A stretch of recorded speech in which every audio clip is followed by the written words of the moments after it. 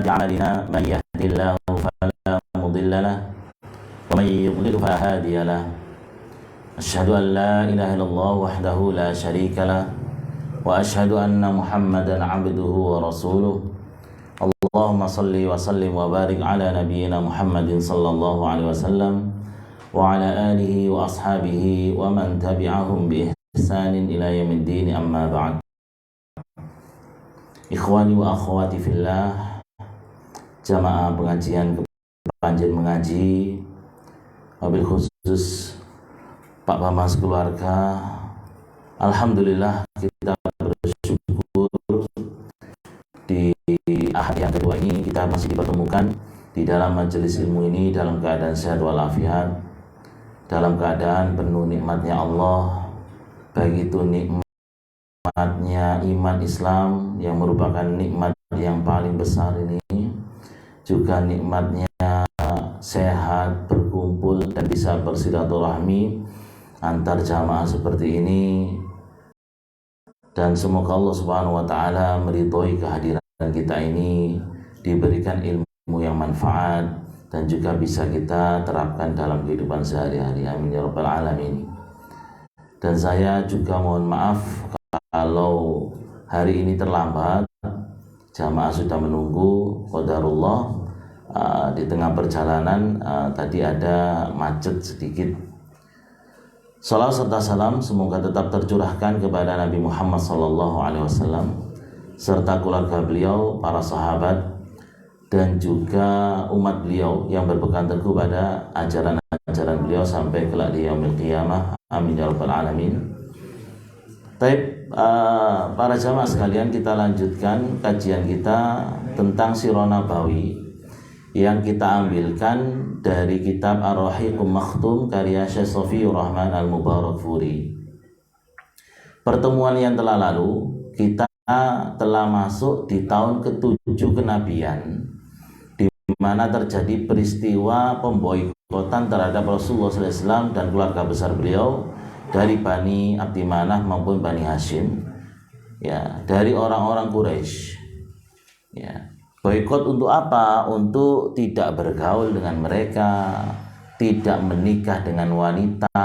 Orang-orang Quraisy tidak menikahkan anak laki-laki mereka, tidak menikah, ya, tidak bergaul, tidak berkata-kata, tidak melakukan transaksi jual beli dengan keluarga besar Nabi Muhammad SAW, dengan harapan, ya, pada akhirnya nanti Bani Hashim dan Bani Abdul Muthalib ini mau menyerahkan Nabi Muhammad, ya, ketika mereka anggap sudah putus asa. Namun ternyata Allah Subhanahu wa taala menguatkan terutama kaum muslimin hingga berlangsung sampai tahun ke-7 kenabian.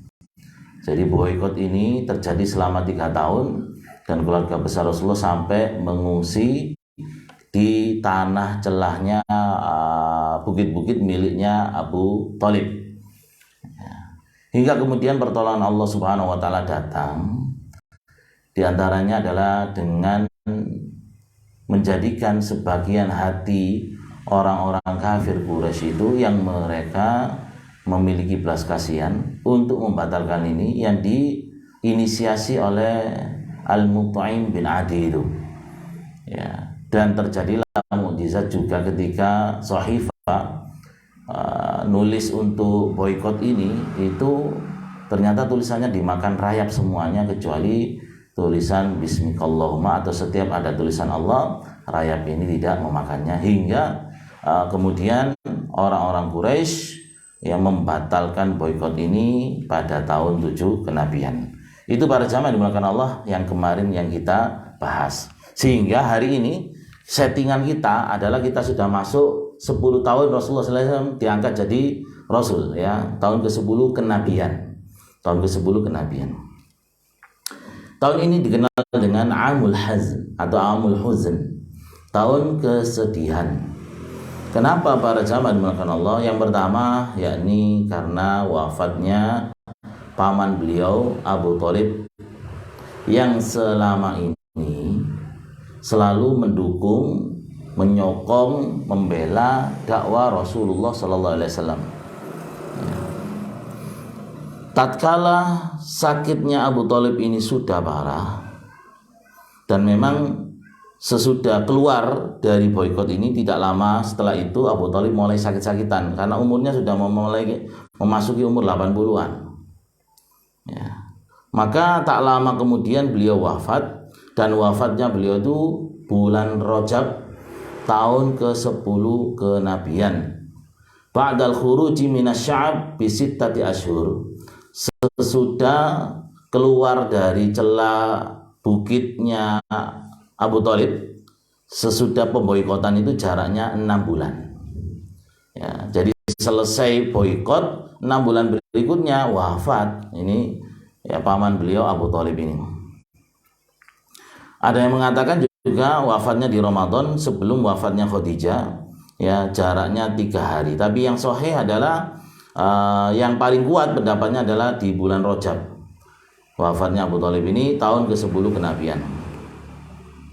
Tentang proses wafatnya ini ada peristiwa yang penting juga, yang ini sering disampaikan di dalam beberapa hadis. Riwayat sahih dari Al-Musayyib, sahabat Al-Musayyib, anna Abu Thalib lamma hadaratul wafah, bahwasanya Abu Thalib tatkala beliau ya didatangi oleh ajalnya, dakhala alaihi Nabi sallallahu alaihi wasallam, maka Nabi sallallahu alaihi wasallam masuk ke rumah beliau. Ya. Untuk apa ini? Untuk mentalkin. Untuk membimbing, menuntun pengucapan kalimat tauhid. Wa indahu Abu Jahal, tapi ketika beliau sudah masuk di sana itu ada Abu Jahal. Ya. Apa yang dikatakan oleh Rasulullah SAW? Ay'am, wahai pamanku, qul la ilaha illallah, jenengan katakan la ilaha illallah, ucapkan la ilaha illallah, ya, tidak ada sembahan yang berhak disembah kecuali hanya Allah. Kalimatan uhajjulaka biha indallah, satu kalimat saja wahai pamanku yang nanti aku bisa membelamu di hadapan Allah. Faqala Abu Jahal, maka Abu Jahal mengatakan di sisinya, ya, dan di situ ada Abdullah bin Umayyah. Ya Abu Thalib, apakah kamu itu benci terhadap agamanya bapakmu Abdul Muthalib, mbahmu Abdul Muthalib? Falam yazalu yukallimahu hatta qala akhir syai'in lahu bi. Antara Rasulullah dan Abu Jahal itu terus berusaha. Ketika Rasulullah ya pamanku ucapkan la ilaha illallah, ya satu kalimat saja nanti bisa aku bela engkau di hadapan Allah. Maka Abu Jahal di sisinya, di kuping sisinya, di telinga sisinya itu mesti, wahai Abu Thalib, apakah kamu benci agama bapakmu Abdul Muthalib? Ya. Terus seperti itu sampai akhir kalimatnya, ya semua mengatakan bahwasanya ala millati Abdul Muthalib. Jadi sampai akhir hayatnya Abu Thalib ini berada di atas agamanya Abdul Muthalib. Apa Abdul Muthalib agamanya itu? Ya musyrik. Ya. Sehingga Rasulullah SAW sangat bersedih. Faqala Nabi SAW, maka Rasulullah SAW berkata begini, la astaghfiranna laka ma lam unha anhu. Ya, tatkala mati wafat, wahai pamanku, aku akan mohonkan ampun untukmu kepada Allah selama aku tidak dilarang. Ya, fanazalat, maka turunlah ayat ini. yakni surah At-Taubah ayat 113. Ma kana lin-nabiyyi walladzina amanu an yastaghfiru lil musyrikin walau kanu uli qurba min ba'di ma tabayyana lahum annahum ashabul jahim. maka nalin nabi, tidak layak ya bagi seorang nabi walladzina amanu, dan orang-orang yang beriman, ayyastaghfiru lil musyrikin, untuk memohonkan ampun bagi orang-orang musyrik, walaupun mereka itu uli kurba, kerabat dekat, mim ba'di ma tabayyana lahum, sesudah dijelaskan untuk mereka, annahum, bahwasanya orang musyrik itu ashabul jahim, penduduk neraka jahim. Ayat ini jelas asbabun nuzulnya adalah tentang ucapan Rasulullah SAW tadi sesudah wafatnya Abu Thalib. Beliau mengatakan, saya akan mohonkan ampun kepadamu, ya, untukmu kepada Allah supaya diampuni, ya, jika saya tidak dilarang. Turun ayat ini, ya, berarti dilarang apa enggak? Dilarang, ya. Jadi kalau ada keluarga kita itu mati dalam keadaan kafir, musyrik, sudah nggak bisa kita memohonkan ampun. Atau teman sekantor, jangan sampai kita berduka, ya, turut berduka semoga diampuni, dan jangan, ya, cukup sudah berduka menurut misalnya, jangan mohonkan ampun, jangan ikut malah didoakan Allah maafillahu ya, dan sebagainya, atau dengan bahasa-bahasa lain, sudah. Karena apa? Karena memang ada larangan keras, sudah. Di akidah kita, orang yang, ya, hidup musyrik mati dalam keadaan musyrik, hidup kafir mati dalam keadaan kafir, ya masuk neraka selama-lamanya. Nah, ini akidah. Walaupun itu keluarga dekat, ya, kurang apa misalnya pembelanya terhadap, mungkin kita kalah, ya, mungkin kita kalah pembelanya Abu Thalib, ya, cuma Abu Thalib kalahnya apa? Abu Thalib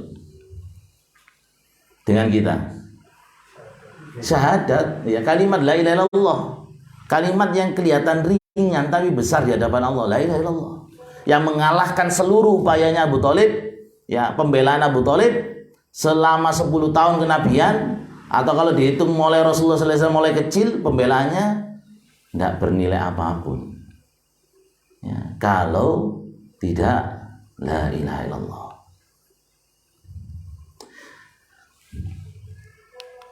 Dan juga turun ayat, ya, yang menegaskan bahwasanya hidayah itu milik Allah ini. Sekeras apapun, dan Rasulullah pasti ingin perjuangan pamannya nggak sia-sia, karena Rasulullah tahu kalau pamannya ini mati dalam keadaan kafir, sia-sia semuanya. Makanya beliau itu berjuang sekuat tenaga sampai detik akhir, sampai ajal menjemput pamannya mau wafat pun beliau datangi untuk ditalkin mengucapkan kalimat la ilaha illallah. Tapi apa daya, ya, beliau tidak memiliki hidayah itu taufik, yang itu hanya milik Allah. Maka Allah Subhanahu wa taala mengingatkan di dalam surah Al-Qasas ayat 56, innaka la tahdi man ahbabta walakinallaha yahdi man yasha wa huwa a'lamu bil muhtadin. Innaka, sesungguhnya engkau Muhammad, la tahdi man ahbabta, tidak akan bisa memberikan hidayah kepada orang yang engkau cintai, walakin Allah, akan tetapi Allah itu yahdi man yasha, memberi petunjuk pada orang yang dikehendaki, wa huwa a'lamu bil muhtadin, dan dia Allah itu Maha mengetahui siapa yang berhak mendapatkan petunjuk. Ya. Dari peristiwa ini para jamaah dimuliakan Allah, ya, kita dapat mengambil banyak pelajaran lah, mengambil banyak pelajaran. Yang pertama, cara mentalkin mayit. Jadi cara mentalkin mayit sebagaimana sabda Rasulullah ini, beliau hanya mengatakan qul la ilaha illallah, la ilaha illallah. Jadi nuntun mayit itu ucapan la ilaha illallah saja. Ya, jadi ketika orang nazar, orang mau meninggal, ya, kita yang dampingi itu nalkin itu lakinu mautakum, kata Rasulullah SAW, lakinu mautakum, ajari, ya, bimbing calon mayitmu bila ilaha illallah, dengan kalimat la ilaha illallah. Cukup la ilaha illallah, mboten lengkap, Pak. Asyhadu alla ilaha illallah wa asyhadu anna Muhammadar Rasulullah. Bareng-bareng sak keluarga. Iki ngislamno nonton ngati iki. Jadi yang benar la ilaha illallah tok, Pak. Jadi jenengan kalau nuntun orang mau wafat itu la ilaha illallah, terus la ilaha illallah. Karena prakteknya seperti ini, di hadis tadi juga demikian. Laqinu mautakum, ya, bimbinglah calon mayitmu itu bila ilaha illallah, dengan kalimat la ilaha illallah. Di hadis lain Rasulullah juga bersabda, man kana akhiru kalamihi la ilaha illallah dakhalal jannah. Siapa yang akhir ucapannya itu la ilaha illallah masuk surga. Jadi ini pelajaran penting. Jadi yang bimbing orang meninggal itu apa yang kita ucapkan, la ilaha illallah. Bimbing itu fokus itu. Fokus itu. Dan tenang. Dan yang bimbing satu saja. Ojo bareng-bareng. Gupu. Orang itu butuh tenang karena dia akan pisah dengan keluarga. Dia pertengahan antara alam dunia dan akhirat. Yang lain cukup mendampingi di sampingnya, mendoakan supaya dimudahkan oleh Allah. Allahumma hawwin alaihi fi sakaratil maut, ya Allah jangan mudahkan bapak ibu derek niki ya, supaya menghadapi sakaratul maut dimudahkan. Itu caranya.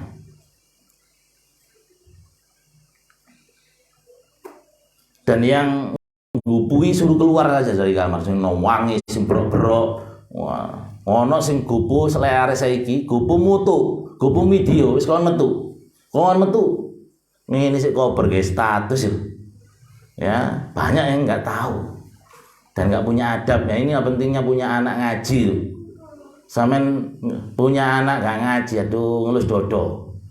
Ya, ngelus dodo. Bingung, yang ada itu bingung, ya apa diapakno wong tuaku bingung, nyeluwak mudin. Ya, nyeluwak mudin, nazar lu bingung, ya apa diapakno wong tuaku.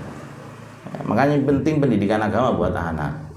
Dan kalau bisa yang nuntun kalau orang mau meninggal itu yang punya ikatan batin dengan orang calon meninggal ini. Ya, itu lebih mengena, lebih kuat di dalam hati calon orang yang meninggal. Karena juga nanti main batin. Ya, ucapan sudah berat, kalau mau nazar ini berat sekali. Tapi bisa merasakan, oh bapakku ini meloi, walaupun tidak mengucapkan la ilaha illallah nggak terdengar. Di kontak batin ini, di kontak dikuatkan. Karena kesempatannya itu kita mengucapkan la ilaha illallah. Kalau dulu yang Abu Jahal itu, ya, woi, mosok awakmu ninggal no agama nenek moyang. Kalau sekarang siapa lawan kita? Setan itu terus membisiki loh. Ya, karena kesempatan dia terakhir untuk menyesatkan manusia ya nazar itu. Ya. Makanya ini penting. Para hadirin sekalian Allah. Pentingnya ini ya, saya pengalaman pribadi itu. Karena saya ini adalah produk broken home ya. Artinya bapak ibu saya itu bisa ketika saya umur 5 tahun. Saya ikut ibu. Ya, kalau ibu saya ya, agamanya pasti saya sampai perkataan broken home. Saya selalu berdoa, ya Allah, kalau saya kasih kesempatan ngoda bapak saya sehingga bapak saya seperti itu, saya ingin ada kesempatan lah. Dengan bapak sendiri, Allah kesempatan.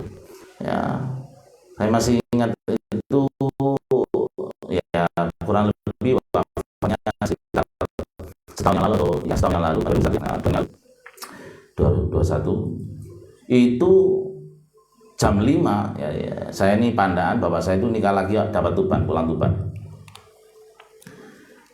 Jam 5 adik-adik yang sana itu nelpon, mas nang ini bapak nggak nutut. Jam 5 hari Sabtu. Jam 5 hari Sabtu. Saya telepon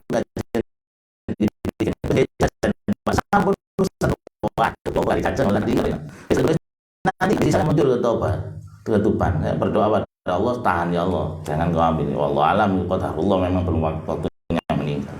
Kini saya berangkat, sudah kajian, nyampe sana kurang lebih ya jam 11-an lah. Jam 11 nutut sih. Nah, ini juga pengalaman bagi panjenengan. Pertama, mumpung ya saya lihat biasanya nyawa itu jalan, Bapak Ibu sekalian.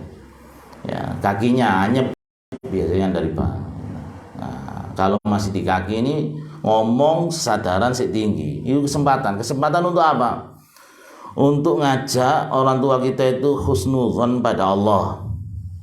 Ciri husnul khotimah itu orang meninggal dalam keadaan prasangkanya baik terhadap Allah. Itu penting. Dan ini pentingnya punya anak-anak yang ngerti agama. Ya.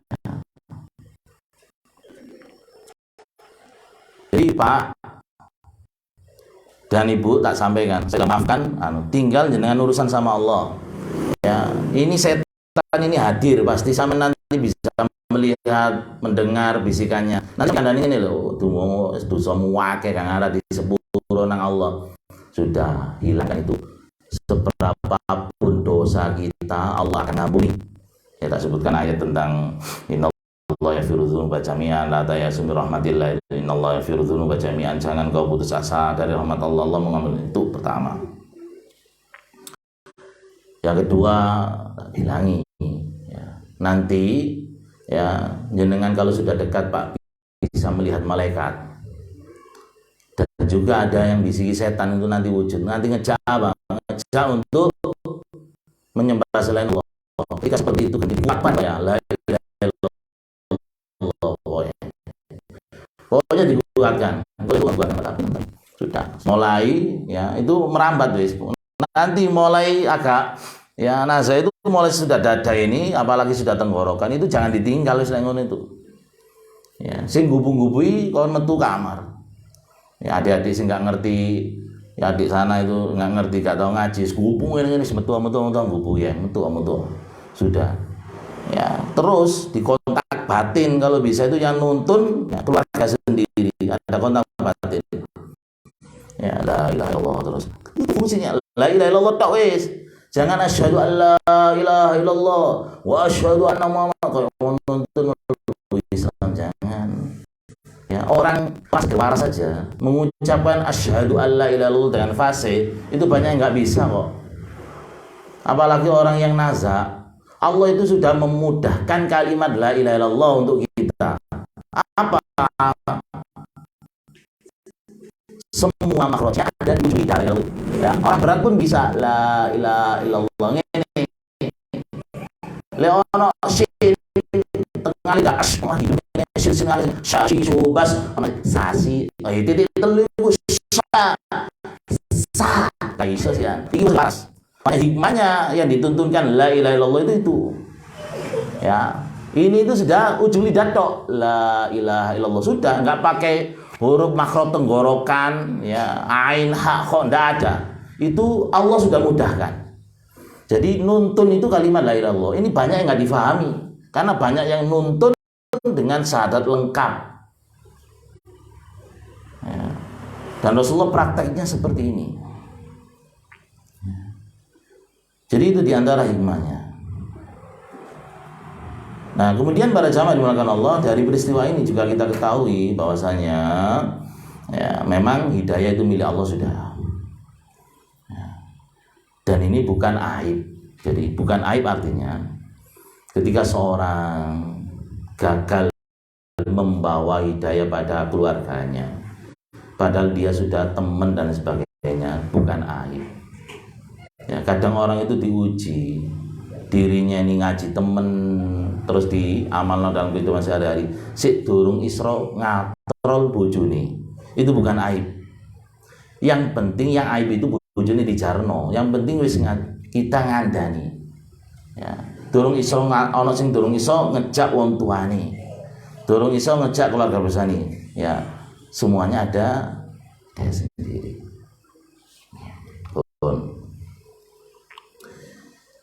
Hingga sedihlah Rasulullah SAW ya, dan kesedihan itu tidak perlu kita jelaskan mendetail, kita ngerti lah karena beliau selama ini menjadi benteng agama ya, tempat perlindungan Rasulullah SAW dari serangan orang-orang yang bodoh, serangan-serangan orang kafir itu, baik serangan fisik maupun verbal. Bahkan sampai disebutkan di dalam kitab Sahih para jamaah dimuliakan Allah dari sahabat Ibnu Abbas bin Abdul Muthalib radhiyallahu anhuma qala lin Nabi sallallahu alaihi wasallam Beliau mengatakan kepada Nabi Shallallahu Alaihi Wasallam,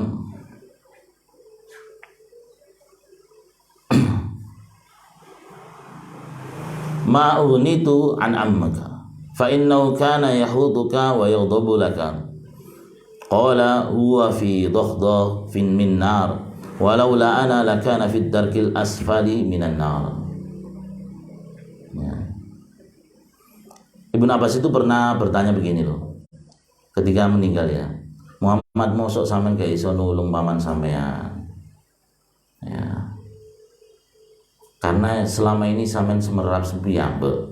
Iki pamane Dewi Abbas juga pamane Abu Thalib. Abbas ini masuk Islam ya, cuma Abu Thalib wafat dalam keadaan tidak mau syahadat ya. Pamannya yang namanya Abbas itu mengatakan begini, wahai Muhammad mosok gak iso sampean tulung ya, sampean ru dhewe paman sampean Abu Thalib ini selama hidup ya melindungi sampean, selalu berada di sekitar sampean. Apa kata Rasulullah? Huwa fi sakhsahi min nar. Dia berada di neraka paling dangkal ya. Paling dangkal maksudnya di atas dewe, maksudnya bukan paling dalam, di atas dewe. Walaula ana lakana fid darkil asfali minan nar ya. Andaikan bukan karena saya, dia ada di neraka paling dasar ya. Jadi ini hanya syafaat Rasulullah terhadap beliau, tapi itu tidak bisa mengeluarkan. Kenapa? Karena Allah sudah menas, siapa yang mati dalam keadaan kafir ya selama-lamanya di neraka. Cuma perjuangan ini ya karena Rasulullah SAW syafaatnya itu saja diringankan. Cuma saat ringan-ringan nih siksa neraka itu ya berat ya, gitu loh. Ngituk mawon itu utek itu umum, itu paling ringan. Jadi nginjak bara yang mau belum jadi api itu mowo, itu otaknya itu sudah umum ya, otak sudah mendidih, itu berat ya, berat sekali.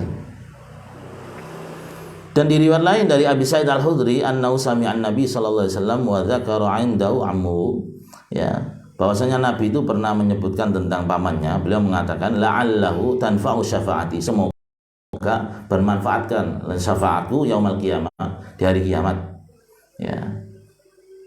Memberikan apa? Fayaj'al fi dhahdahi minan nari tabulu ka'bai ya, semoga syafaatku bermanfaat baginya pada hari kiamat yang kelak menjadikannya berada di neraka paling dangkal, di mana neraka itu mencapai kedua mata kakinya dan membuat menggelegak otaknya. Ini yang diterima oleh Abu Thalib. Jadi dibakar hanya sampai mata kaki, sampai ke mirento. Tapi otak sudah mendidih ya, betapa beratnya. Kalau tidak karena syafaat Rasulullah sudah paling dalam, paling dasar. Ini keringanan ya, cuma karena Allah sudah menas tadi ya, orang kafir itu selama-lamanya di neraka yang selesai. Dan ini pentingnya ya kalimat la ilaha illallah. Dan ini menunjukkan apa? Menunjukkan seluruh komponen iman yang 3 itu penting. Al-arkan ya, dan mengamalkan dengan anggota badan. Amalan hati, apa amalan hati itu? Contohnya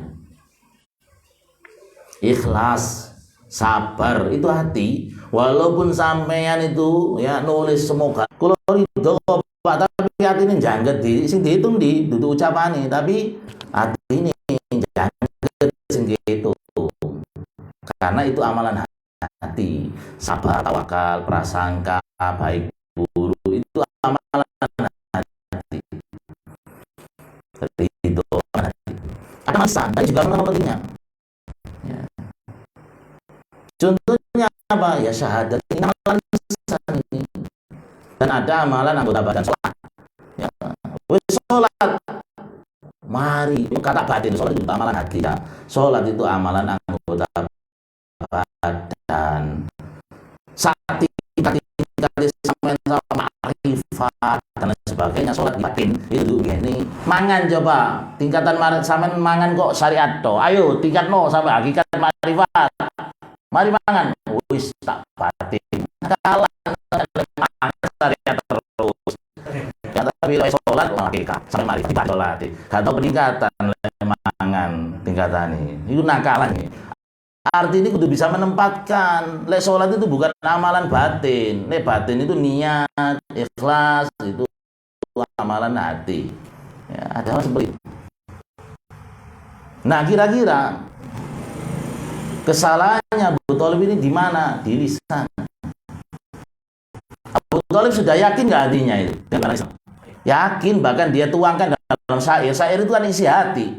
Bahwa keponakanku ini membawa kebenaran, aku akan selalu membelanya. Banyak nyatanya dia membela tanda, membela dengan sekuat tenaga, harta, badan. Cuma salahnya apa dia? Di unsur ucapan, dia nggak mau mengucapkan itu.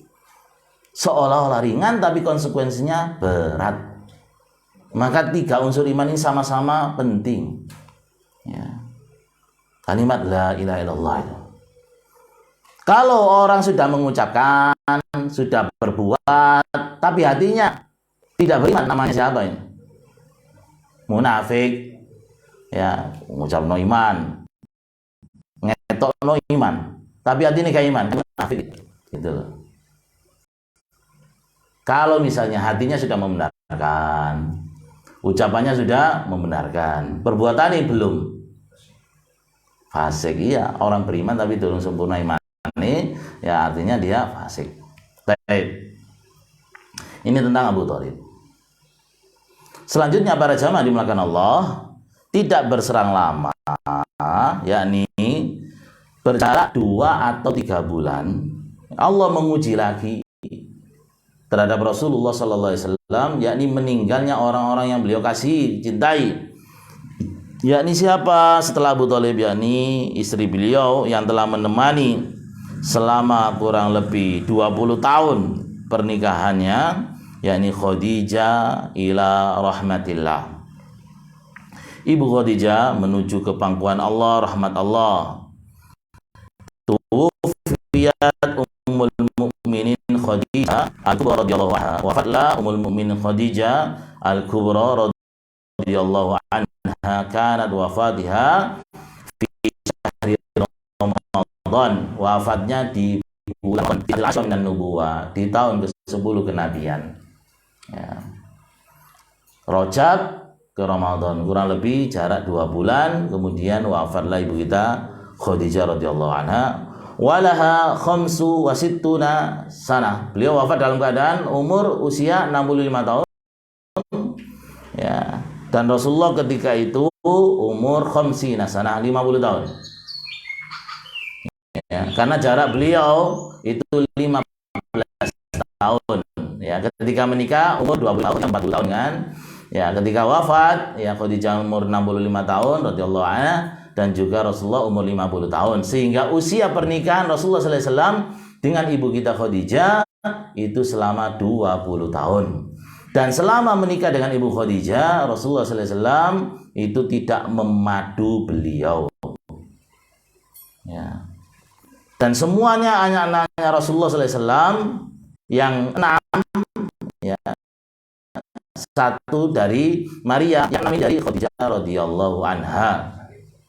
Oleh karena itulah betapa sedihnya Rasulullah sallallahu alaihi wasallam, ya, karena beliau sangat sayang. Ya, buktinya bahwasanya beliau ini ya pernikahannya langgeng sampai wafat. Mulai beliau muda umur 25 tahun sampai 50 tahun.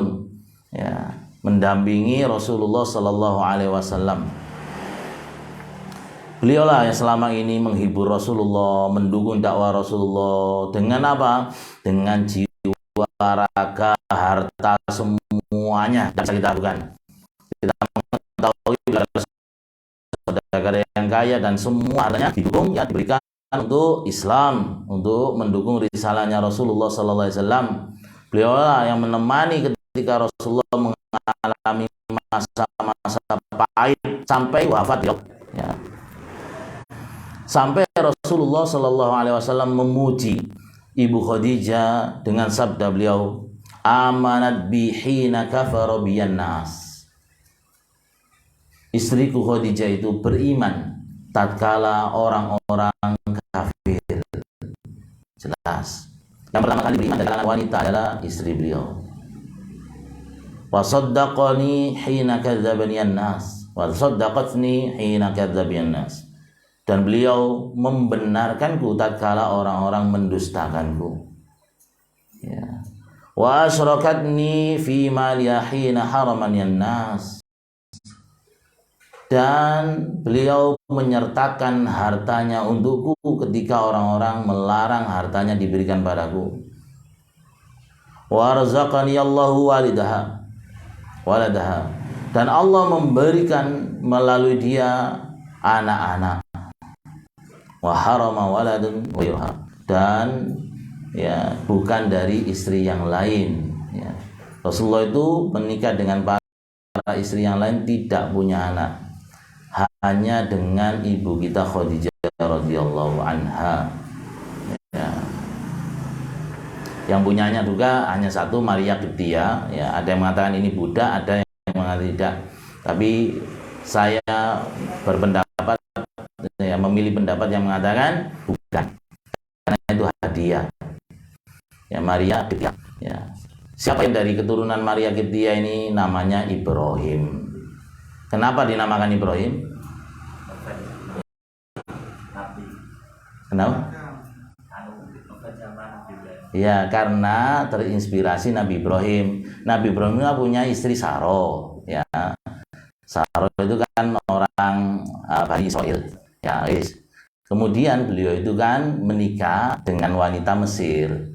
Namanya siapa? Hajar ini. Maka Rasulullah itu ingin meniru Nabi Ibrahim dalam segala hal, termasuk pingin duwe butuh ke Mesir, keturutan Maria Qibtiyah. Qibti itu Mesir artinya, Maria orang Mesir. Makanya pas punya anak laki-laki dinamakan Ibrahim gitu loh. Jadi panjenengan itu lek nyuntuhi mesisan, kari ngenteni bojo teko Mesir. Wonten ya. Waduh nih. Ya itu kenapa? Yang lain dari Ibu Khadijah. Jadi yang pertama Al-Qasim namanya. Makanya beliau itu julukannya Bapak Qasim, Abul Qasim. Karena orang itu dijuluki dengan anak pertama. Dan ini sebenarnya di orang Jawa itu sudah biasa. Yang sekarang hilang gitu loh, banyak hilang. Ya, orang namanya Pak Rokim karena anaknya pertama itu Hudi, dulu Pak Hudi. Ya. Itu banyak seperti itu. Ya, dan nama orang Jawa dulu memang nama-nama seperti Islam. Satu kalimat toh. Sama delok nabi-nabi Adam, Nuh, ono jenenge Muhammad Adam, Jaya Perkasa, ka ono Adam ngono tok kan. Hud Soleh. Wong Jawa kan ngono, Bejo, Suwaji, Soeharto, Soekarno ngono tok. Dan sekarang mulai hilang. Sebenarnya itu nama-nama yang seperti ya Islam. Suwaji. Waji itu bahasa Arab. Ya. Gelarnya siapa Waji? Gelarnya Nabi Musa, wa kana indallahi wajiha. Dan Musa itu di sisi Allah itu punya kedudukan terhormat. Suwaji, wong sing duwe kedudukan terhormat. Sampeyan kira bahasa Jawa bahasa Arab niku. Jadi wong Jawa iku biyen ngono kan ngetarani. Jeneng-jeneng iku. Al-Qasim. Terus Abdullah. Ya, yang laki-laki 2 dari Ibu Khadijah. Yang perempuan 4. Ya, Zainab, Ruqayyah, Ummu Kulthum sama Fatimah. Jenengan biasanya apalagi Fatimah ngono tok. Ya, anaknya Rasulullah itu 7, 6 dari Khadijah, 1 dari Maria Qibtiyah. Dan ini yang membuat beliau sangat bersedih ya meninggalnya ini.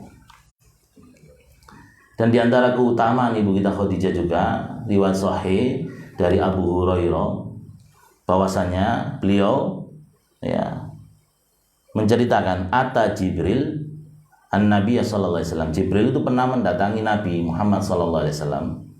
Faqala, lalu mengatakan, "Ya Rasulullah, hadi Khadijah." Ya Rasulullah, ini Khadijah mau kenjenengan ini. Qad atat ma'aha ina, ya, dengan membawa piring.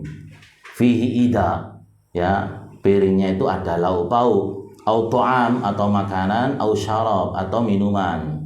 Fa idza hiya atatka, nanti kalau Khadijah sudah sampai ke jenengan, katanya Jibril, ya, faqra 'alaiha salam min rabbiha, sampaikan dia dapat salam dari Allah, dari Tuhannya.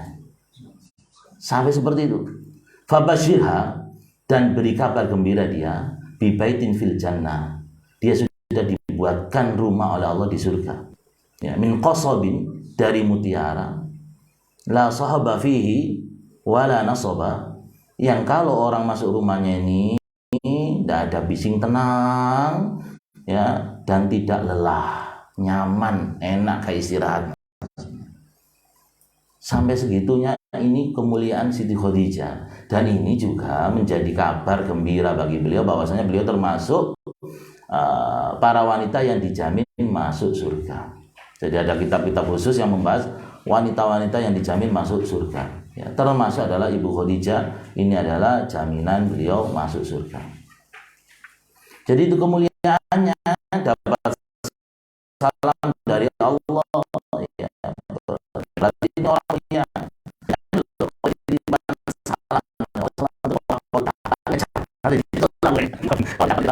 Berarti kenyamanan Allah, ya, bukan maksudnya itu di sini bagaimana kita menggambarkan, ya, betapa kalau salam dari, ya, yang dari Allah, ya, bagaimana, berarti ini orang mulia. Itu para jamaah dimulakan Allah, sehingga tahun ini dinamakan tahun kesedihan, Amul Huzn, ya.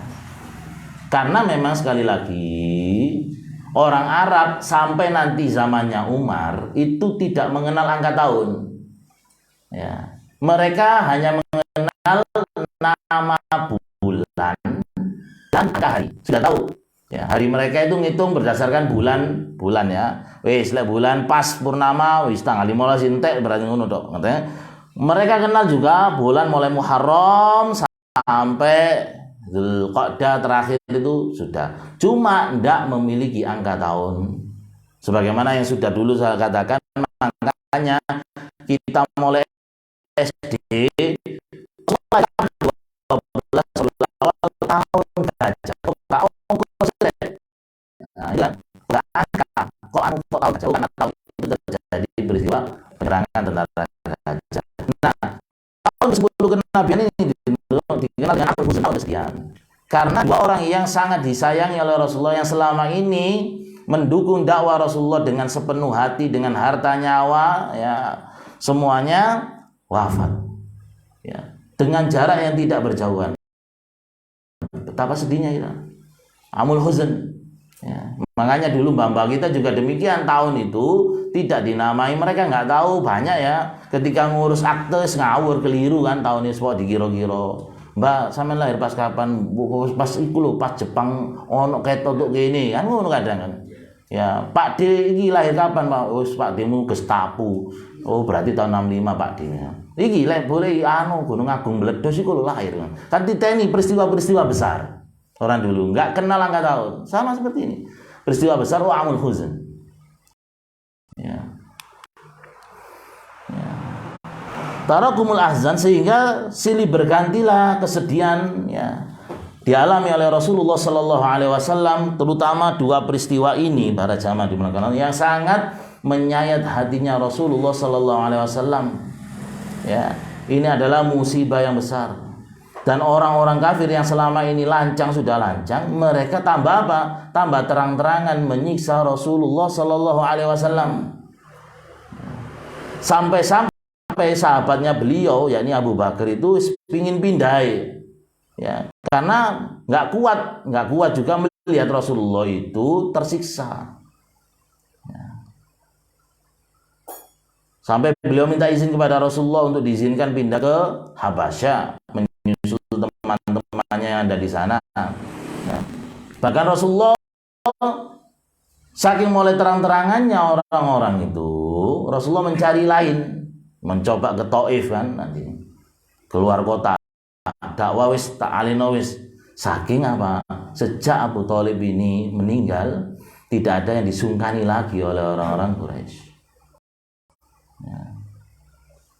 Sampai Rasulullah sallallahu alaihi wasallam mengatakan, ya, qala Rasulullah sallallahu alaihi wasallam, ana la min Quraisy, ya, saya dan aku tidak pernah terima yang paling benci dari Quraisy hingga Abu Thalib meninggal. Tak kala Abu Thalib meninggal, maka sudah semakin parah perlakuan orang-orang besar Rasulullah SAW.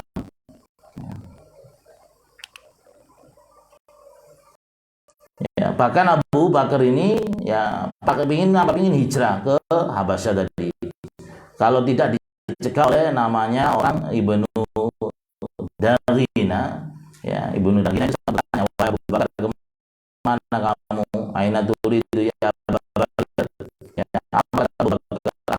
Akhrajani qaumi, saya ini diusir aku. Ya, mereka bertanya, fa ana uridu an-nasiha fil ardi, aku ingin keliling dunia saja dari Mekah sehingga aku bisa bebas beribadah. Ya, lalu dia sudah tercina saja saya ini. Ya. Nah, ini para jamaah dimana Allah Subhanahu wa taala menggambarkan betapa tahun ini adalah tahun kesedihan.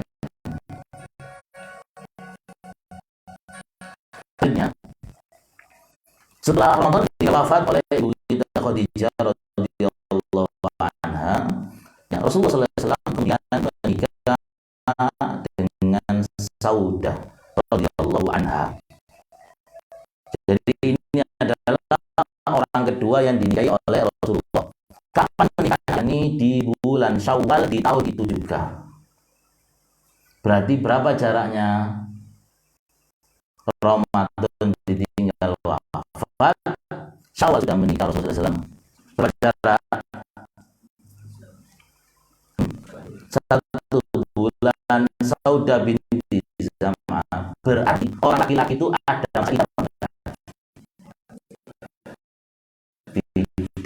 masa idah itu hanya berlaku bagi orang perempuan. Masih fungsinya masa idah. Coba masa idahnya orang perempuan yang cerai mati berapa? Berapa lamanya? Orang perempuan cerai mati masa idahnya berapa? 4 bulan 10 hari. Arba'ata asyhuri wa asyra. Bagus. 4 bulan 10 hari tidak boleh menikah. Ya, di rumah dulu, tidak boleh berhias, boleh keluar kalau hajat, bener-bener hajat. Ya, wis, tidak boleh menikah. Kenapa kok nggak boleh menikah? Kenapa ada masa idah? Kalau langsung menikah, Pak, seperti orang laki-laki misalnya, kemudian hamil, suami lama, pas baru, sehingga lelai jenenge soke malah ning sok-sokane wong akeh malah ini. Ya apa jenengan? Itu loh. Dan ini diteliti oleh dokter Amerika. Kenapa di Islam itu masa idah itu 3 bulan? Kalau orang cerai, salah satu guru 3 masa kali suci atau masa haid, 3 kali haid atau 3 kali masa suci. Atau bagi yang menopause 3 bulan. Karena diteliti dia ternyata diteliti yang dia menggunakan rahim istrinya sendiri. Ya coba tak hitung. Kapan mulai bersih? Benar-benar bersih rahim itu dari bekas seorang laki-laki itu adalah 3 bulan, 3 kali masa suci. Lalu dia masuk Islam. Ya. Dia masuk Islam. Orang tak cerita mau Islam. Orang kita ini goblok metu, gak apa-apa wis. Kita ini bersyukur mangane kan, bersyukur. Gak usah penelitian wis aku wis pokoke melok ae. Bersyukur ini hidayah ini. Nah, Masya Allah. Jadi kembali ke sini, Rasulullah SAW itu menikah dengan Saudah, dan Saudah ketika itu sudah tua, Pak. Sudah 50 tahun ke atas juga. Dan Rasulullah berarti mulai poligami itu umur 50 tahun ke atas. Ya. Gitu loh. Kanat mimman aslama qadiman, ya. Saudah ini termasuk perempuan yang juga masuk Islam secara awal, mulai awal masuk Islam. Buktinya apa? Hajarat ilal hijrah asalnya ilal Habasyah. Beliau termasuk peserta hijrah yang kedua. Yang pertama kan hanya 12 orang. Yang kelima itu 5. Yang kedua 83 orang. Pertanyaan adalah Islam Rasulullah SAW. Wa kana zawjuha Sukron bin Amr. Istri suami adalah sebelum Rasulullah namanya Sukron bin Amr. Ya. Sama jamaah, ya. Dan suaminya juga Islam, hijrah bersama Saudi Habasyah.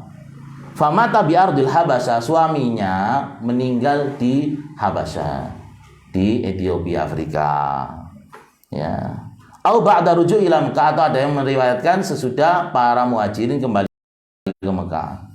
Ya. Falamma halat khutbah Rasulullah sallallahu alaihi wasallam wa tazawwaja, tatkala sudah halal, artinya selesai masa idahnya, berarti Saudah ini ditinggal wafat. Berarti dia masa idahnya berapa? 4 bulan 10 hari. Selesai masa idah, Rasulullah melamar beliau. Gitu loh. Dan menikahinya, wa kanat awwalu imra'atun tazawwaja ba'da wafati Khadijah. Beliaulah, ya, Saudah ini perempuan pertama yang dinikahi Rasulullah sudah wafatnya ibu kita Khadijah, wa ba'da wahabat ya ubadaha Aisyah. Kemudian setelah itu berlalu setahun lagi, di bulan Syawal lagi, Rasulullah itu baru menikahi ibu kita Aisyah. Ya, setahun lagi. Jadi Rasulullah itu sering nikahnya itu bulan Syawal. Jadi panjenengan kalau Syawal ya. Nikahan bulan Ramadan namanya walimai mari asar. Buka bersama teman-teman. Sampai di sini para jamaah dimana Allah Rasulullah SAW, ya. Di tahun ke-10 kenabian ini kita lihat betapa Rasulullah, para sahabat ini mengalami berbagai ujian agama, penyiksaan. Maka ya cobalah kalau kita renungkan, kita analisis, ya, bagaimana bisa kok tegar Rasulullah dan para sahabat, ya. Yang ada itu kejadian kita tidak berani menjamin masih Islam loh. Ya. Artinya kita nggak berani menjamin seteguh itu, ya, berpegang teguh seperti itu. Wong ngaji kadang ono gak disopong ini seleren ngaji balik mana nih. Belum hanya berupa gak disopo. Ya. Apalagi kalau siksaan-siksaan pada fisik seperti yang dialami oleh para sahabat radhiyallahu anhum ajmain, dan yang paling parah dialami oleh Rasulullah sallallahu alaihi wasallam. Pasti kita bertanya-tanya, faktor apa yang menguatkan kesabaran Rasulullah sallallahu alaihi wasallam dan para sahabat, ya. Karena apa? Tekanan demi tekanan menimpa, siksaan demi siksaan silih berganti, cacian, fitnah, dan pengucilan harus dihadapi. Lagi yang senantiasa memberi dalam dakwah di jalannya, baik suka maupun duka pesertanya. Lalu apa rahasia semua kekuatan ini, ya, yang mungkin bisa kita ambil pelajaran, ya, yang nanti bisa kita terapkan dalam kehidupan sehari-hari? Penguat kita kalau kita mendapatkan ujian musibah di dalam menjalani kehidupan ini, terutama karena kita berpegang teguh pada agama ini. Yang pertama, ini adalah faktor yang menguatkan, ya. Rasulullah dan para sahabat radhiyallahu ajmain dalam menghadapi berbagai ujian adalah al-imanu billahi wahdah, beriman hanya kepada Allah saja dengan sebenar-benarnya iman, dengan pengenalan yang benar kepada Allah Subhanahu wa taala. Ini fasih. Ya. Ini faktor yang paling kuat. Kalau kita benar-benar kenal Allah Subhanahu wa taala,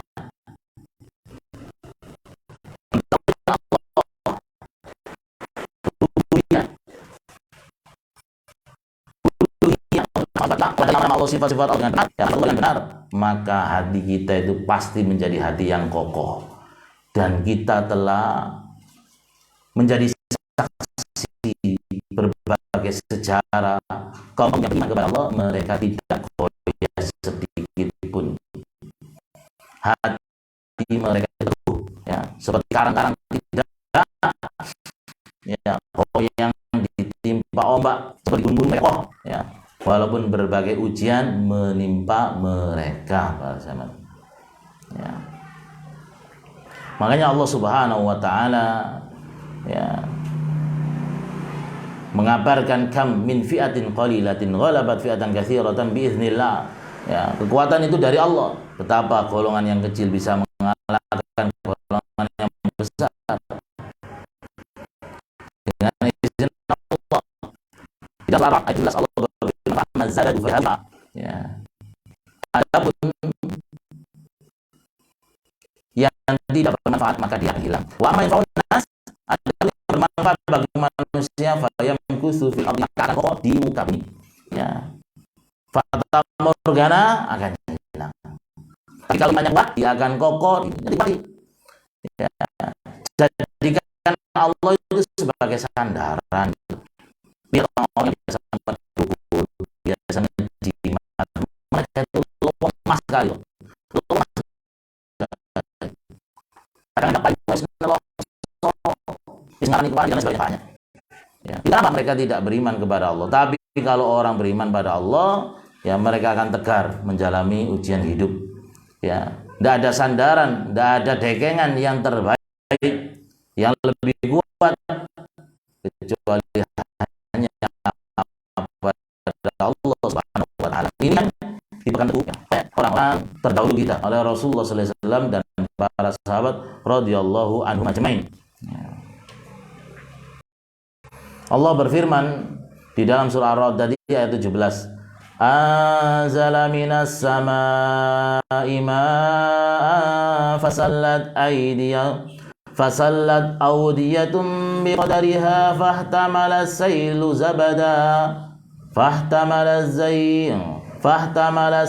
zabada rabiyan wa mimma yuqiduna alaihi finnar ibtigha'a hilyatin aw mata'in zabadun mithluhu كذلك يضرب الله الحق والباطل فأما الزبد فيذهب جفاء وأما ما ينفع الناس فيمكث في الأرض كذلك يضرب الله الأمثال. Allah menurunkan dari langit, maka mengalirlah air itu di lembah-lembah menurut ukurannya, maka arus itu membawa buih yang mengembang. Dan dari apa logam yang mereka lebur dalam api untuk membuat perhiasan alat, ada pula buihnya seperti buih arus itu. Demikianlah Allah membuat perumpamaan bagi yang benar dan yang batil. Adapun buih itu akan sebagaimana sesuatu yang tidak ada harganya. Adapun yang memberi manfaat kepada manusia maka ia tetap di bumi. Demikianlah Allah membuat perumpamaan. Jika yang bermanfaat pasti akan kuat di muka bumi, dikuatkan. Pun. Yang kedua, pada Allah, faktor yang menguatkan kaum muslim menghadapi ujian itu adalah kepemimpinan Rasulullah Sallallahu Alaihi Wasallam yang banyak diidam-idamkan hati, yang menyentuhkan hati. Ya, kita mengakui Rasulullah itu adalah pemimpin tertinggi bagi umat Islam, bahkan bagi seluruh manusia, yang beliau memiliki keindahan akhlak, kesempurnaan jiwa, ya, sifat-sifat yang terhormat, sifat-sifat yang mulia, yang membuat menawan hati semua manusia. Ya. Yang ini para jamaah dimuliakan Allah diakui baik oleh kawan maupun lawan. Ya. Diakui oleh kawan maupun lawan. Contoh, suatu hari ada 3 orang kafir Quraisy. Ya, yang ketiganya pernah mendengar Al-Quran. Salah satu dari 3 orang itu adalah Abu Jahal. Ya. Maka Abu Jahal ini bertanya pada 2 orang. Ya. Ma ra'yuka fi ma sami'ta Muhammad? Apa pendapatmu tentang yang dari Muhammad? Kamu kan mendengar wahyu ya dari Muhammad. Ya. Faqala, Maka kedua orang ini ya lalu bertanya lagi, "Madza sami'?" Apa yang kamu dengar? Maka tiga orang ini kemudian ya debat. Ya. Lalu Abu Jahal mengatakan begini loh asli ini. Aku ya intinya ini aku itu bener. Cuma ini Banu Manaf ya, kami dengan Banu Manaf itu selama ini mereka itu makan kami kalau makan orang kami menanggung ya orang-orang ya, mereka ya. Hingga kami cuma dalam waktu saja tiba-tiba lana nabi luarnya sama kami punya api yang datang yang membawa wahyu dari langit maka setelah itu ya jangan Allah ilanu minu bi'ahdan wala nasaddaqu demi Allah kami besar tidak akan pernah kami tidak akan bertanya. Dan orang mengatakan Muhammad, ya Muhammad, inna la nukadzibuka. Kami itu tidak mendustakan kamu. Kami mengakui kamu itu orang baik gitu. Tahu sebenarnya. Ya, cuma apa? Walakin nukadzibu bima ji'ta bi, karena akan tetapi kami itu mendustakan apa yang kamu bawa. Makanya kemudian Allah Subhanahu wa taala menurunkan surat Al-An'am ya. Ayat yang ke 132 itu. Ya fa innahum la yukadzibunaka walakinnadh dhalimina biayatillahi yajhadun. Mereka itu tidak mendustakan Muhammad, akan tetapi orang zalimlah yang ya mereka itu menentang. Maka berlinanglah orang-orang kafir suatu saat ya, tiga orang itu ya. Suatu hari para jamaah dimulakan Allah. Contohnya ya, bahwasannya Nabi Muhammad itu diakui ya ucapannya benar, diakui akhlaknya, baik musuh maupun kawan, baik kawan maupun lawan. Pernah ada tiga orang ya, itu ketika Rasulullah lewat itu mengerlingkan mata, mengedipkan. Lalu Rasulullah tiba-tiba begini mengatakan, ya ma'syar Quraisy, ji'tukum bidzabah. Wahai ma'syar Quraisy, ya saya membawa di tengah-tengah kalian itu hewan sembelian. Maka tiba-tiba mereka itu cemas, terdiam, dan mereka yakin mereka akan mati gitu. Ya, bahwasanya saya membawa hewan sembelian artinya mereka akan mati gitu loh. Mereka kemudian terdiam. Artinya kalau mereka tidak percaya ucapan Nabi Muhammad, nggak perlu mereka khawatir. Ternyata mereka khawatir gitu loh. Juga yang pernah kita lihat dari Utaibah bin Abi Lahab ya, tatkala dia nekik Rasulullah ya, kemudian mencabik-cabik pakaian beliau, lalu kan beliau berdoa, ya Allah ya, kirimkan anjing-anjingmu yang mencabik. Maka tatkala dia di Syam ya, tendanya kemudian diparani macan, kan dia sudah mengatakan, waduh ini dungane Muhammad ya, dia ada di Mekah bisa membunuhku di sini. Berarti dia itu percaya Muhammad ini benar. Ya seperti orang Yahudi sekarang kan, orang Yahudi itu ketika Nabi Muhammad itu ya mengatakan tentang pohon warqat itu.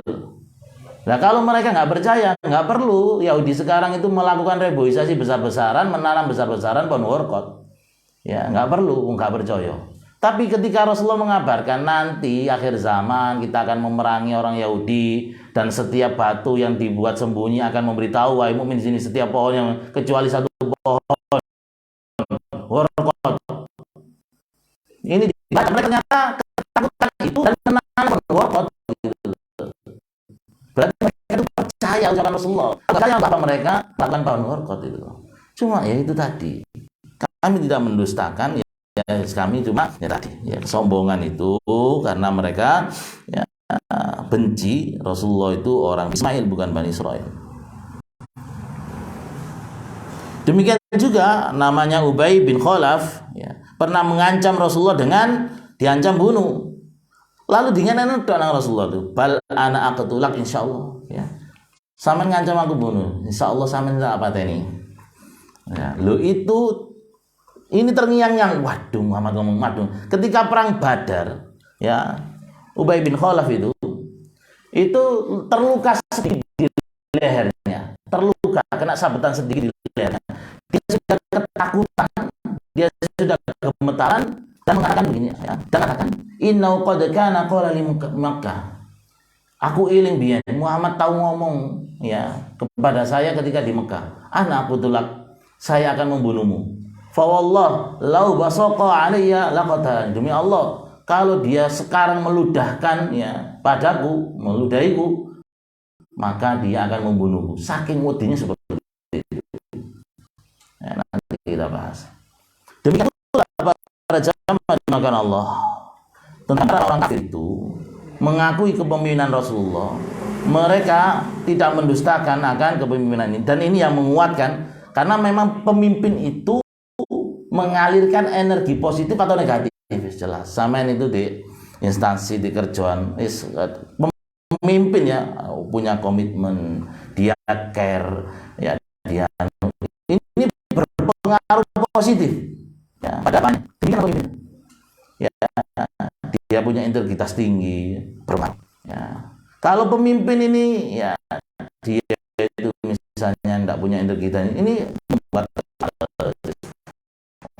ngomong wae keringat ono males dan lain-lain. Misalnya itu pengaruh. Dan kenapa memilih pemimpin? Ya, orang yang benar dipercaya.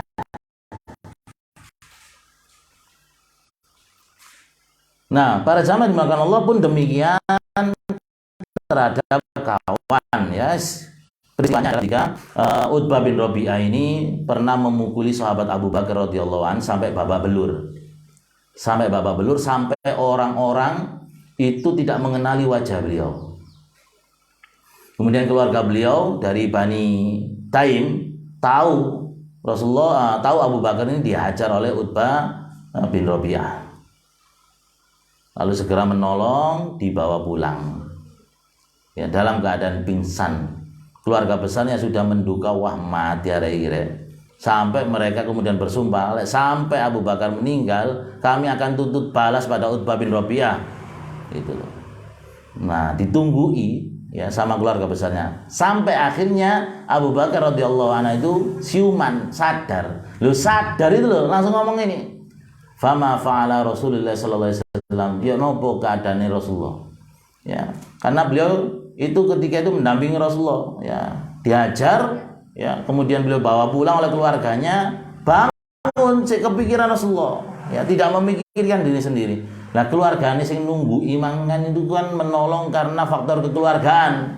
Ada yang iman, ada yang kafir. Ya, orang-orang mau kemudian apa? Madung geledek ditunggu itang-itang takon Muhammad ini. Akhirnya mereka itu pergi dan mempersilahkan ibunya. Sudah ya Bu, ya ini terserah wis sampean ke tawari mangan ngombe terserah ditinggal. Nah, Abu Bakar kemudian tidak mau makan, tidak mau minum sampai tahu bagaimana kondisi Rasulullah Sallallahu Alaihi Wasallam. Hingga kemudian dapat kabar Rasulullah sedang di rumahnya Al-Arqam bin Abil Arqam. Beliau ingin diantar oleh ibunya ke sana, sampai dibopong ibunya dan saudaranya perempuan ke sana. Ya. Sampai baru beliau melihat dengan mata kepala sendiri Rasulullah tidak apa-apa, barulah beliau mau makan atau minum. Ya. Ini menunjukkan apa para jamaah dimakan Allah? Bahwasannya kecintaan yang besar terhadap Rasulullah, dan ini tidak mungkin dibangun kecuali karena ada keteladanan dari kepemimpinan. Dan ini yang menguatkan sampai di saat itu. Kemudian faktor yang ketiga adalah tanggung jawab dari para sahabat. Ya, makanya mereka yang dipilih bukan kita. Itu loh. Artinya kita lahir zaman sekarang, tidak di zamannya Rasulullah, dekat dengan Rasulullah. Andai kan gak tanggung jawab, misalnya, waduh, soro-soro anus tinggal buah pembelani Muhammad, ya gak tadi. Gitu loh. Jadi mereka sadar akan tanggung jawab misi dakwah ini. Ya, mereka ditakdirkan oleh Allah Subhanahu Wa Taala lahir di zaman Rasulullah.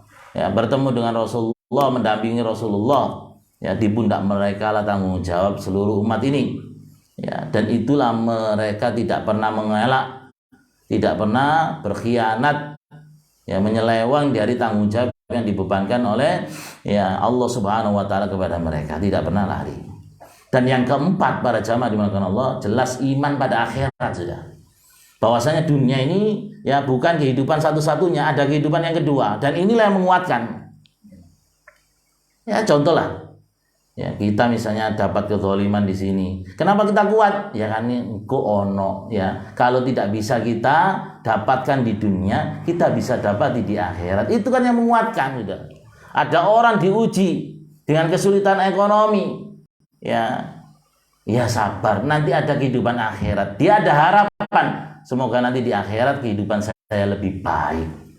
Ada orang yang diuji dengan pasangan hidupnya yang ya ngatel hati, yang zalim.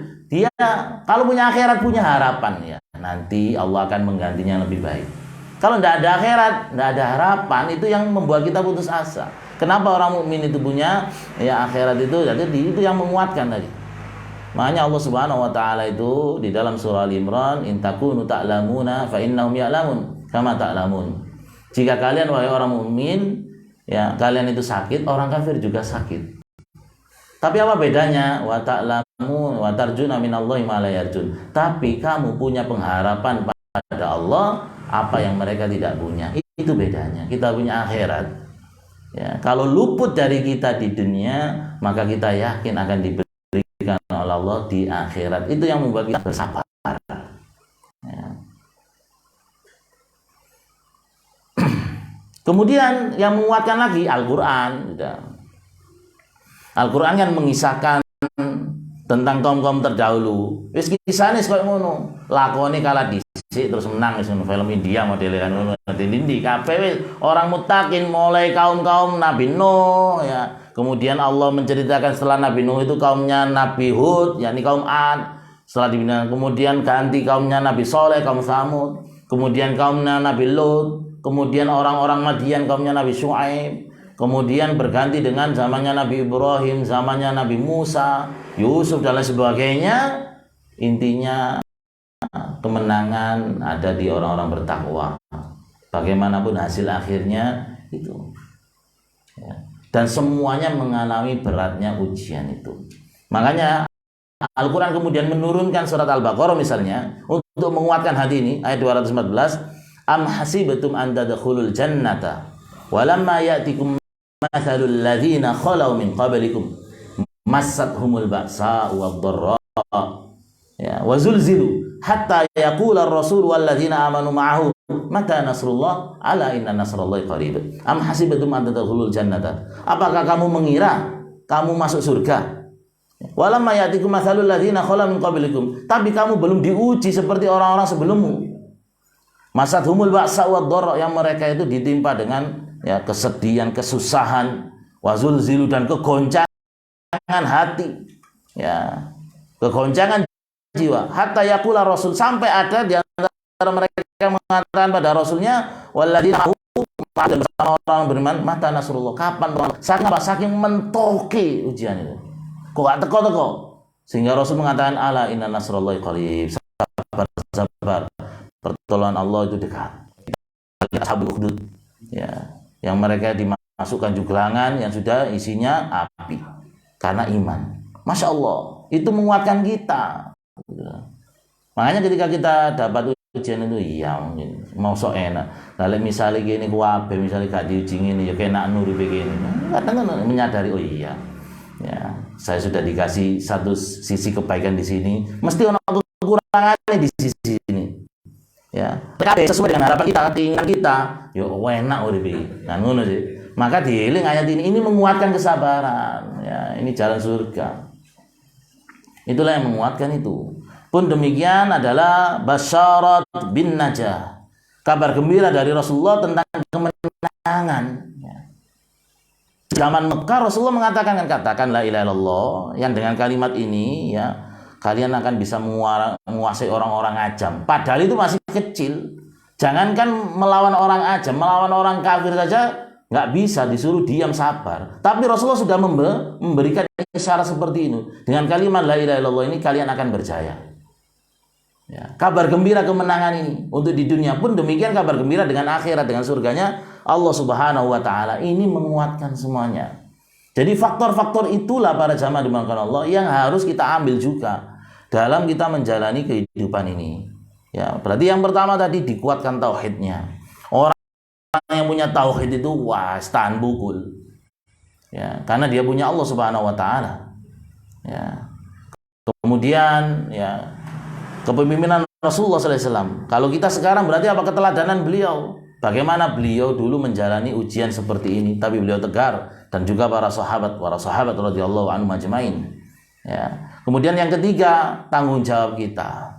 Ya, faktor tanggung jawab para sahabat tadi tanggung jawab. Kita juga tanggung jawab. Kita menjaga terutama apa? Diri kita, keluarga kita, anak keturunan kita. Ya. Jangan sampai nanti berubah demografi seperti yang terjadi sebelum ini. Harus hati-hati. Ya. Harus dijaga Islam ini terus. Kemudian jelas tadi iman pada akhirat punya harapan kita yang kedua. Kalau tidak kita bisa raih di dunia, ya yang penting ya di akhirat jangan sampai luput. Ya kalau sudah cukup sengsara, jangan sengsara kedua kali di akhirat. Sengsara di dunia itu terbatas, tapi kalau di akhirat ya selama-lamanya. Kemudian kabar-kabar gembira di Al-Quran, kabar-kabar hiburan di Al-Quran, dikuatkan lagi. Sering baca Al-Quran, susah atau sedih, ya harus punya terjemah di rumah, dibaca. Ya, kemudian dengan kabar-kabar gembira yang diberikan oleh Rasulullah SAW. Wallahu ta'ala alam, itu secara ringkas faktor-faktor yang menguatkan. Sampai di sini dulu. Nanti kita akan memasuki tahapan ketiga. Tahapan pertama dakwah secara sembunyi-sembunyi 3 tahun. Terus dakwah secara terang-terangan sampai tahun ke-10 ini. Kemudian ya marhalah ketiga nanti coba Rasulullah itu dakwah di luar Mekah sudah.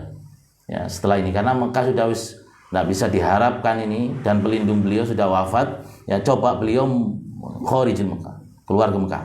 Mulai tahun ke-10 kenabian nanti berlangsung selama 3 tahun. Setelah itu Rasulullah SAW hijrah ke Madinah.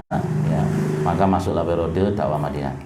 Pelajaran yang dapat kita ambil para jamaah dimulakan Allah dalam kesempatan kali ini, yang pertama, pentingnya kalimat tauhid dan tidak bergunanya amal tanpa landasan tauhid seperti kerugian yang dialami oleh Abu Thalib.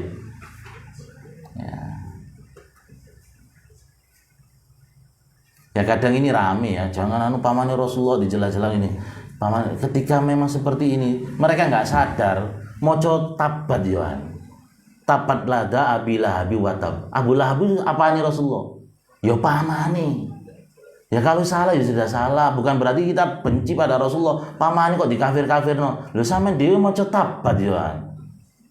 Abu Lahab ya pamane. Enggak, kita bukan karena memang Allah sudah menas seperti ini selesai.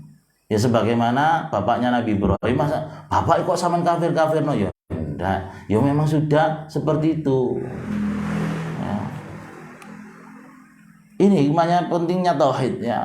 Jadi ini dipegang teguh selama hidup kita bertauhid sampai wafat ya tauhid.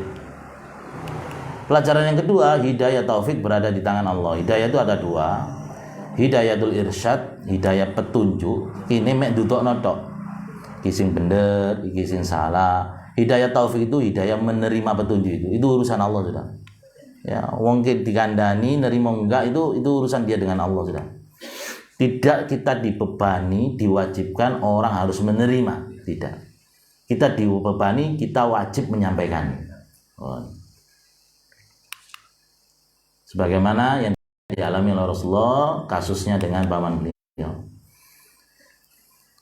Yang ketiga pelajarannya adalah Nabi Muhammad SAW memiliki syafaat dengan izin Allah. Ya. Dan ini yang kita baca setiap hari di ayat kursi, wala yashfa'u indahu illa biiznillah. Jadi pemilik syafaat itu Allah, bukan Rasulullah. Ya, Rasulullah dikasih oleh Allah dengan izinnya. Ya, yang dikasih itu Rasulullah, ini syafaat khutbah yang terbesar Rasulullah. Kemudian Al-Quran pun diberi syafaat kan. Ya, Iqra'ul Quran fa innahu ya'ti yaumal qiyamah syafi'an li ashabi. Baca Al-Quran nanti hari kiamat, Al-Quran itu memberikan syafaat bagi sahabatnya. Ya, banyak. Ya, jadi maka kita minta syafaatnya kepada Allah Subhanahu wa taala dan juga mengamalkan amalan-amalan yang diberitahu oleh Allah melalui lisannya yang mengundang syafaat. Ya, misalnya apa? Habis azan baca doa Allahumma rabbal ta'wati tamma itu ya, mendoakan Rasulullah supaya mendapatkan darajah aliyah itu, maka dia mendapatkan syafaatnya Rasulullah. Kemudian membiasakan sholawat habis subuh sama habis asar setiap hari minimal 10 kali. Ya, maka dia dihalalkan mendapatkan syafaatnya Rasulullah dengan izin Allah. Ya. Dan lain sebagainya banyak, jadi harus berdasarkan dalil. Ya.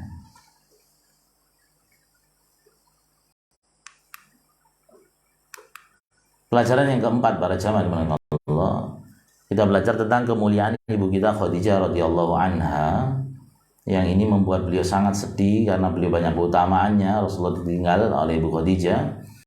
Di antaranya adalah beliau adalah wanita pertama yang masuk Islam, ya, istri pertama beliau, yang dari beliau dikaruniai oleh Allah banyak anak itu, 6 anak, ya, dan juga selama ini selalu mendukung dakwah Rasulullah SAW dengan menemani secara fisik maupun harta dan lain sebagainya.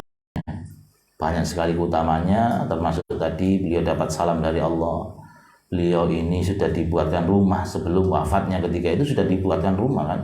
Ya, ketika ibu kita Khadijah itu memasakkan Rasulullah, ya, mau menghidangkan makanan kan, tadi dapat salam, sampaikan pada dia, dapat salam dari Tuhannya, dan Tuhannya telah membangunkan rumah di surga, telah dibangunkan, padahal belum wafat. Ya.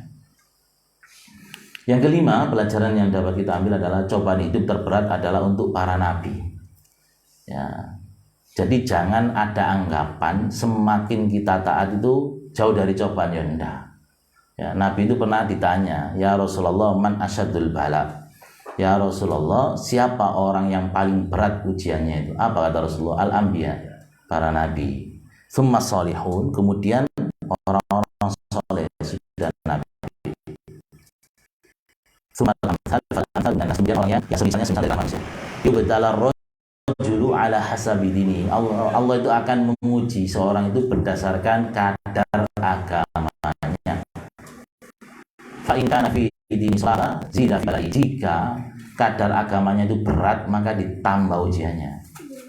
Fa in kana fi dini riqa, jika kadar agamanya itu ringan, khufafa anhu, diringankan ujiannya. Cuma biasanya wong sing kuat agama ini gak bengok-bengok, gak sambatan nang dinding, sehingga gak ketoro, gitu loh. Biasanya orang yang agamanya ringan itu, waduh, ya dapat ujian sedikit kita koyok wong nelongso sadunya paling nelongso wis kok waper ya dikuai status ngomongin rokok wape, padahal orang mukmin itu apa? Mereka innama asyubati wa huzni Allah, saya hanya mengadukan kesusahanku, kesedihanku hanya pada Allah. Dia malam nangis meneteskan air mata, curhat pada Allah, minta pertolongan pada Allah akan kesusahan hidupnya. Itu orang mukmin. Dan dialah tidak mengungkapkan kesedihannya kecuali pada yang memang benar-benar dibutuhkan. Orang ahli ilmu, ya, kemudian bisa menyimpan rahasianya, tidak diumbar kemana-mana. Itu bedanya. Sehingga biasanya orang mukmin ini gak ketoro koyo adem ayem, padahal ujiannya berat gitu. Cuma cara menyikapinya yang beda. Kenapa sama dengan Allah? Ini menjadi manusia yang memberikan manfaat, sehingga kematiannya membawa kesadaran dalam gitu. Kenapa Rasul sedih? Karena hidupnya bermanfaat ini. Ya, kayak tadi plus mesti masing ya kehilangan. Itulah orang bermanfaat itu. Jangan sampai kita nanti meninggal orang-orang itu bahagia. Ya, kaum mukmin telah diistirahatkan dengan gangguan kita. Ya, ini buruk ini. Ya. Kan seperti yang dulu ada orang kan tipenya itu, waduh sono iki salamat ruwet wis ruwet uripe kan sing model ngono. Jangan. Makanya Rasulullah itu menyatakan khairun nas anfa'um linnas. Sabi-abi wong itu sing paling keimanfaat bagi orang lain itu.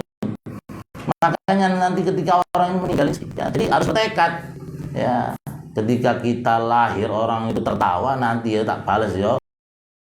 Ketika saya meninggal nangis sampean. Gitu. Artinya apa? Kita meninggalkan ya kesan yang baik, orang sedih karena banyaknya manfaat kita. Jangan sampai ketika kita meninggal wong seneng. Dan si urip lu diarep gak mati si wong iki. Kadang saking nemen nih, yang ganggunya yang ini. Pelajaran yang ketujuh para jamaah dimana Allah, segera menikah lebih menjaga dari fitnah. Ya, tapi memang itu fitrah ya. Ya, fitrah. Fitrah wong lanang itu ditinggal mati, lek wong lanang ditinggal mati cepet rapi. Lek wong wedok suwe biasa, kadang nggak rapi. Ya. Jadi fitrah. Dan ini memang juga secara kelebihan hormon seksual itu wong lanang kan terus ya. Kalau perempuan ada menopause. Ya. Yang kedelapan para jamaah dimana Allah, keimanan yang mantap akan menjadi benteng utama dalam menjalani kehidupan dunia. Sebagaimana yang kita bahas tadi, faktor-faktor penguat tadi ya. Jadi iman pada Allah, iman dari akhirat. Ya. Itu menguatkan iman kepada Rasulullah itu menguatkan. Pelajaran yang ke-9 ya, kepemimpinan yang ideal terletak pada diri Rasulullah SAW ideal. Jadi maka tidak ada teladan yang terbaik bagi orang mukmin itu ya melebihi Rasulullah tidak ada. Jadi Rasulullah itu yang ideal. Ya, apapun tindakan beliau itu ideal. Itu kita harus yakin. Ya, laqad kana lakum fi Rasulillahi uswatun hasanah. Sungguh telah terdapat pada Nabi Rasulullah contoh teladan yang baik. Ya, diserang apapun biasanya orang yang benci Rasulullah nyerangnya itu melalui pernikahan kebanyakan ya. Rasulullah kayak Aisyah wajib lagi semua pedofili itu banyak sekali itu makanya kita berhaji untuk menentang sudah-sudah ya, dengan seluruh istrinya Rasulullah tidak ada yang Aisyah misalnya ini karena kebutuhan seks saja maka pasti Rasulullah itu pilih yang cantik-cantik ya. Ternyata semuanya ada dari berbagai suku ya, dari berbagai suku. Berarti Rasulullah ingin menyebarkan supaya istrinya ini mengajari suku-sukunya karena ada faktor-faktor kewanitaan yang tidak mungkin beliau jelaskan secara langsung. Beliau jelaskan dulu detail pada istrinya, misalnya tentang haid ya, apa ngecek darah haid dan lain sebagainya. Istrinya dijelaskan detail, baru sesama wanita menjelaskan melalui istrinya Rasulullah. Contoh saja seperti itu ya. Dan kalau misalnya menikah dengan Siti Aisyah itu umur 6 tahun memang baru bergaul membina rumah tangga umur 9 tahun, ini banyak diserang. Bagaimana cara menolak syubhat? Yang pertama, kita pernah nggak menjumpai orang-orang kafir Quraisy menyerang dari sisi ini?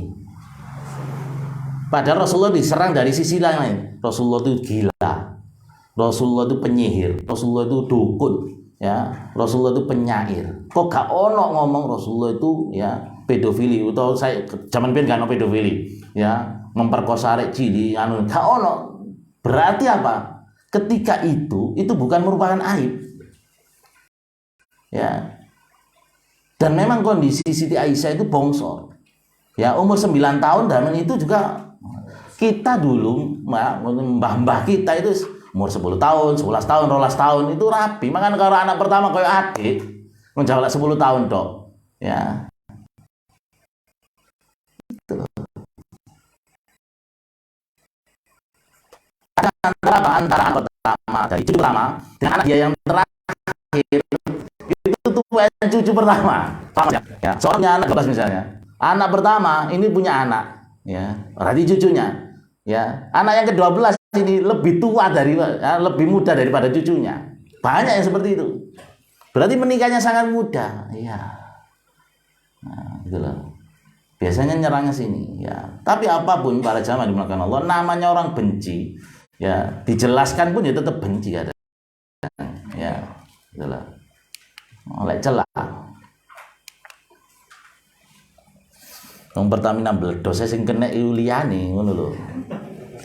Wong saking benci nih gowok terus. Ya itu namanya orang sudah benci wis ono ya. Enggak perlu kita jelaskan wis kalau ngono. Sampeyan wis benci ae wis. Percuma tak jelaskan. Nomor 10, kesadaran akan tanggung jawab yang diemban akan menyebabkan ketangguhan jiwa ya. Jadi punya tanggung jawab, kerja pun demikian. Jadi harus seorang itu punya tanggung jawab akan selesai. Ya. Yang ke-11, keyakinan akan adanya akhirat, bahwa rasa ringan menghadapi tantangan dunia sudah kita jelaskan tadi. Ini faktor-faktor yang menguatkan saja. Dan Al-Quran adalah pembimbing manusia ke jalan kebahagiaan sejati. Di Al-Quran itulah kita dapat belajar masa lalu dan masa depan, masa sekarang, masa depan, semuanya Al-Quran ya sudah memberitahu kepada kita dan kita yakin akan kebenaran Al-Quran itu. Ya, pun wallahu taala alam. Sampai di sini dulu. Mungkin ada yang ditanyakan, silakan. Monggo Pak, sebentar gitu. Assalamualaikum warahmatullahi wabarakatuh. Waalaikumsalam warahmatullahi wabarakatuh. Akan ingin Ustaz mengatakan mengenai diri saya itu dari kecil. Sebelumnya diceritakan dulu, saya terlahir dari seorang ayah, di mana ayah saya itu adalah anak dari cucu pendiri desa Tegal yang Bapak Taala desa Tegal. Sekarang janda saya itu dimakam di pinggir desa itu. Dan dari seorang ibu anak seorang kepala desa. Terus dari kecil itu saya itu kalau suka sholat malam itu, dan saya suka tidur di masjid atau musola itu, saya jarang tidur di rumah. Tapi selalu ada dua bayangan yang ikuti saya. Dan kalau saya sholat itu dua itu ikut jadi makmum saya itu. Sehingga saya menikah, dua bayangan itu hilang dari rumah saya. Tetapi kalau suatu saat saya menghadapi suatu masalah yang besar, bayangan itu hadir lagi gitu Ustaz. Hadir lagi, saya berusaha, mungkin itu hal yang buruk nanti akan membawa efek buruk saya. Dan karena saya sudah mengikut kajian sejak di Jakarta, saya telah berusaha meruqyah diri saya sendiri tiap pagi dan petang. Namun itu selalu saja muncul, sehingga saya di waktu di Jakarta juga pernah, mohon maaf, terpaksa minta diruqyah supaya itu nggak muncul lagi. Tapi tetap masih ikut saja. Pada waktu saya tinggal di Paris Saji, saya kembali minta diruqyah oleh Ustaz Abu Hilal dari Blitar itu.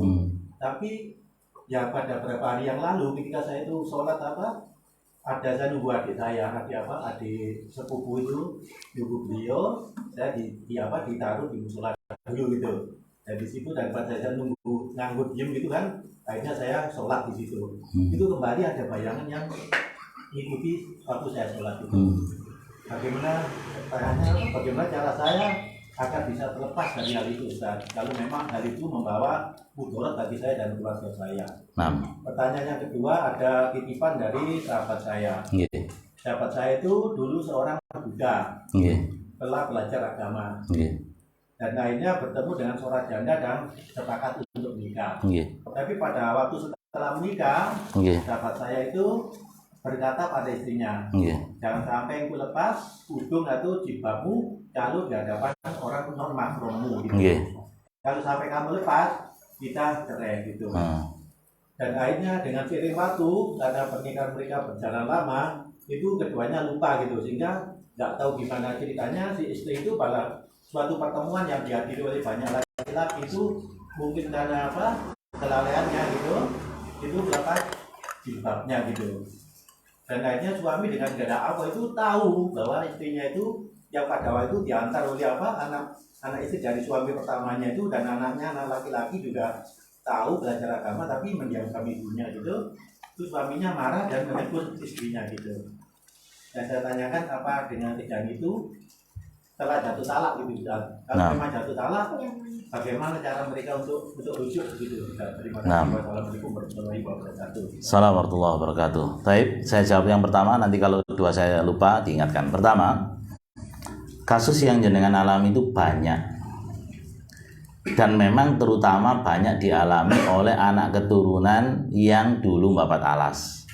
Bahkan kalau sampai tidak tahu pun si anak keturunan bahwa dia itu adalah keturunan yang babat alas. Babat alas itu orang pertama di situ yang membuka perkampungan lah. Biasanya orang sebelum ini kuburannya nanti dijadikan punden, dimuliakan, lebih seperti itulah, disembah-sembah, istilahnya seperti itu. Nah, bahkan kalau tidak tahu biasanya datang melalui mimpi, ditutup kuburannya ini sampai bersani sampai nunggu turunan nih. Ya, saya pastikan yang dengan pirsan itu adalah jin. Ya, wallahu alam, kebanyakan memang orang dulu kan pemimpin biasanya enggak atau karo gaman, kesaktian, ilmu dan lain sebagainya. Yang dalam hal demikian itu bisa terjadi ya, bukan tanpa syarat, pasti ada syarat ya, perjanjian dengan jin walaupun tidak secara kasar saya janji enggak. Syarat-syarat itulah perjanjian. Nah, kenapa ini di ruqyah sulit hilang? Karena simpul penyebabnya itu bukan hanya itu, tapi syaratnya harus dibatalkan. Permasalahannya kita tidak tahu syaratnya. Dulu mbak kita itu lapo, ya ngapain, misalnya tahu mendem ini tidak tahu, sehingga syaratnya belum selesai, belum batal. Jin ini masih hidup kan. Sedangkan mbah kita sudah meninggal, maka dia ngikuti pada anak keturunannya. Karena jin umurnya panjang, walaupun jin itu mati juga. Ya, yang ditangguhkan sampai kiamat hanya iblis. Cuma panjang umur mereka, ya, panjang umurnya jin-jin. Sehingga anak turunannya pun bagaimana ini? Intinya kita jangan fokus ke dia, ke kita sekarang. Bagaimana kita? Wis aja direken, ngoten tok. Selama jenengan nggak terganggu, sudah jangan. Pun ya, jenengan jangan fokus. Waduh, ya apa cek nyingkir dan sebagainya. Kalau jenengan fokus pada diri, tidak direken, kuatkan, jangan sampai diterima bisik-bisikannya dan sebagainya, maka dia akan otomatis nyingkir-nyingkir dewe. Sekarang jenengan dulu. Kalau jenengan fokus pada akan mengganggu jenengan, terganggu. Ya apa rek ruqyah gini gak nyingkir, ya ini gak nyingkir. Karena memang akarnya belum selesai. Akarnya itu adalah pembatalan persyarat dan kita sulitnya ya ngelacak itu beberapa keturunan dan apa dulu bagaimana dulu. Pokoknya fokus jenengan, bisikan apapun jangan diterima. Lain jenengan tanggapi satu terus jadi dukun kan? Jadi dukun. Banyak itu saya tangani seperti itu. Jadi dukun. Terakhir itu kemarin jadi kepala dusun dia itu. Sebelum jadi itu di MP nih memang, Pak. Awakmu keturunan iki, pundane dikini rijikono, mari ki awakmu dadi kepala dusun, lek dadi kepala dusun uripono ya. Temenan murid saya SMK itu. Ta eling noisir kula awakmu iki sesano aja dituruti iki setane. Jenengan ya kalau ingat siapa yang membawa berhala pertama kali? Amr bin Lu'ay. Amr bin Lu'ay itu kan membawa berhala dari sana. Ya. Ada Hubal, mana itu loh. Cukup itu, eru kalau yang ini dia dipeni loh. Dipeni. Karena dia apa? Amr bin Lu'ay tadi turunan orang mulia di situ. Orang Quraisy dihormati dia. Ya, cuma ketika dia kemudian bawa itu karena orang berpengaruh, maka menyebarlah kesyirikan ini. Dipeni, Pak. Dipeni apa, Pak? Dipeni posisi letak berhala zaman Nuh loh. Bayangkan zaman Nuh sampai zaman sebelum Nabi Muhammad itu ribuan tahun loh, sampai ketemu dikandani di ngipi ya. Berhala ini kan wonten 5. Wadda, Suwa'a, Yaghutsa, Ya'uqa wa Nasra. Teng surat Nuh niku. Wa qalu la tadharunna aliyatakum wa la tadharunna wadda wa la Suwa'a wa la Yaghutsa wa Ya'uqa wa Nasra. Kaumnya Nabi Nuh diajak menyembah kepada Allah, mereka mengatakan jangan tinggalkan sembah kita, jangan ada suwa Yahuz Ya'uq. Itu ketemu, Pak. Dikandani, Bang. Lewong saiki, Pak, yang gak ngerti agama dikira itu kemuliaan. Ya Allah. Iki itu pengen lek ilmu ngene kan, masyaallah. Sampai dipangan nang. Nah, makanya fokusnya teng jenengan piyambak, Pak. Ya jangan fokus itu wis ojo direken, ada bisikan apapun jangan walaupun dia menampakkan diri pada orang soleh loh.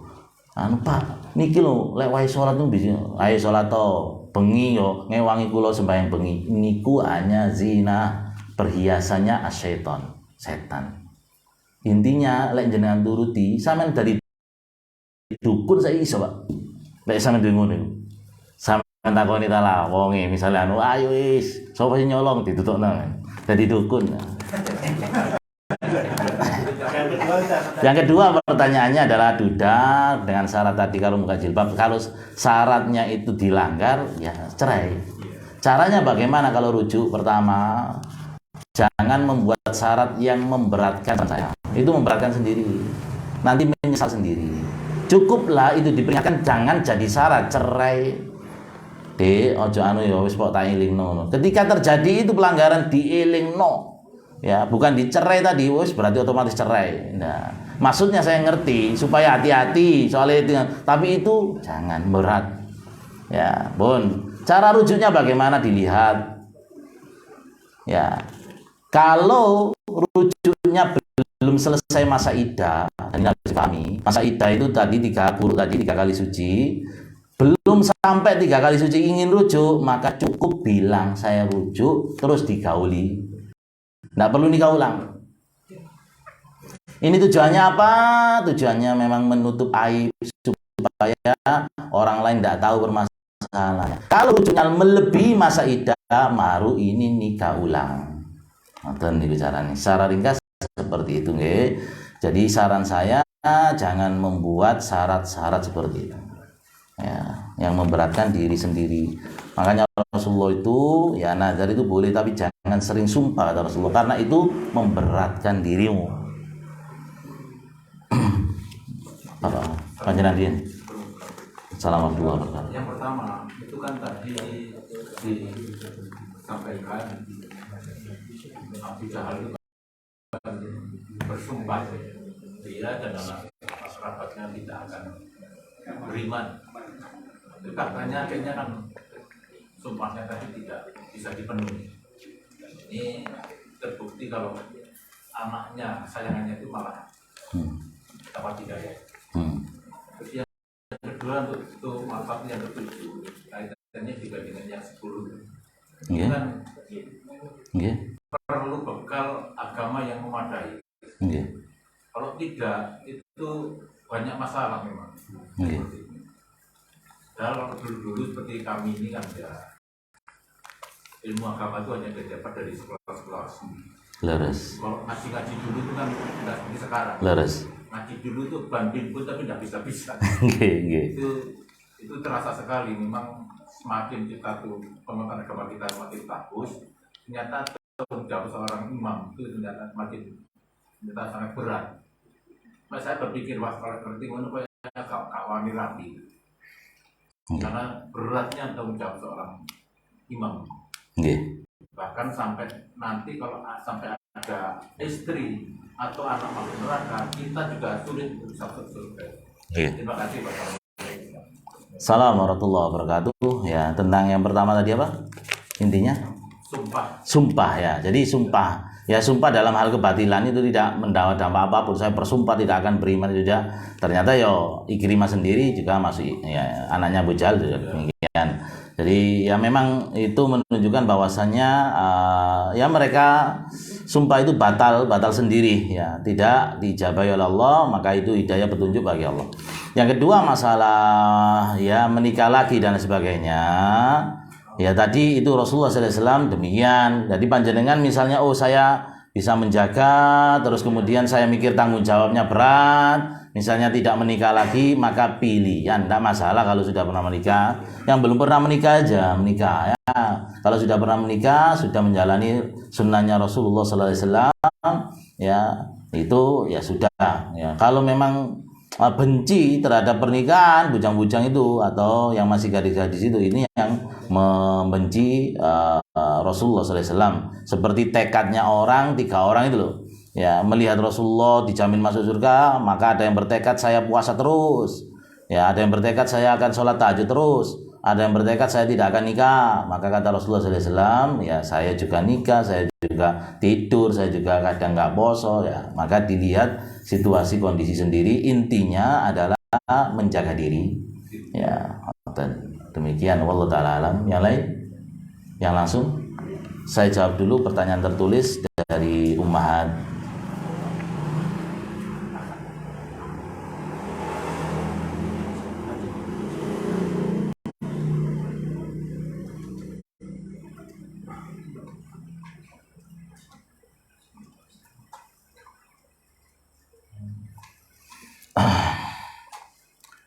Bismillahirrahmanirrahim. Assalamualaikum warahmatullahi wabarakatuh. Waalaikumsalam warahmatullahi wabarakatuh. Semoga Ustaz dan kaum muslimin dirahmati Allah wa iyyakum.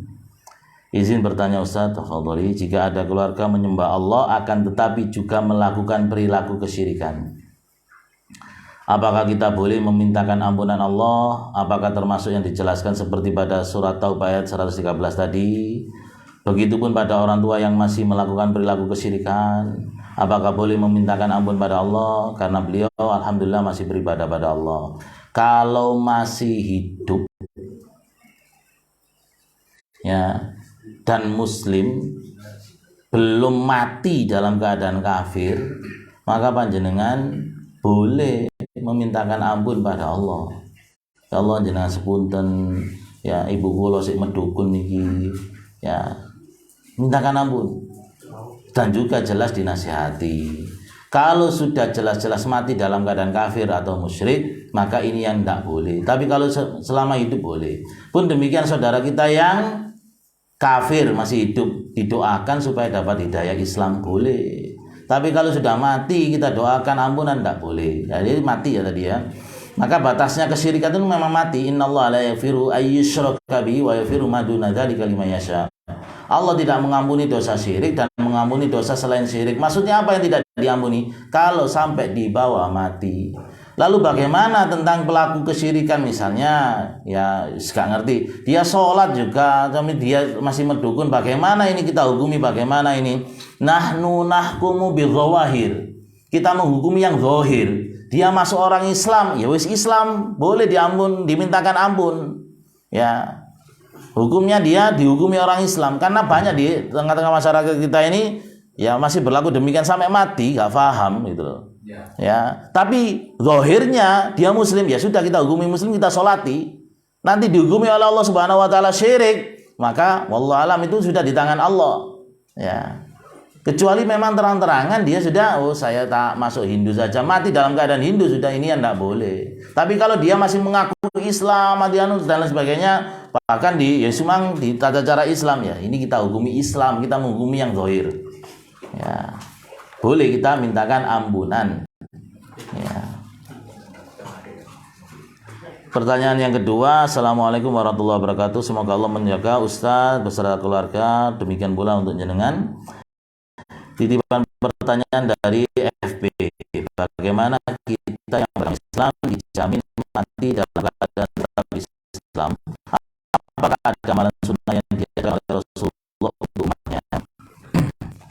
Pertama, supaya kita mati dalam keadaan Islam, maka hiduplah dengan cara Islam. Ya ayyuhalladzina amanu taqullaha ya ayyuhalladzina amanu taqullaha haqqa tuqatih wa la tamutunna illa wa antum muslimun. Wahai orang beriman, bertakwalah pada Allah dengan sebenar-benarnya takwa dan jangan mati dalam keadaan kecuali dalam keadaan muslim. Ya, artinya apa? Hiduplah kamu muslim, maka akan mati dalam keadaan muslim. Yang kedua, bersyukur pada hidayah Islam.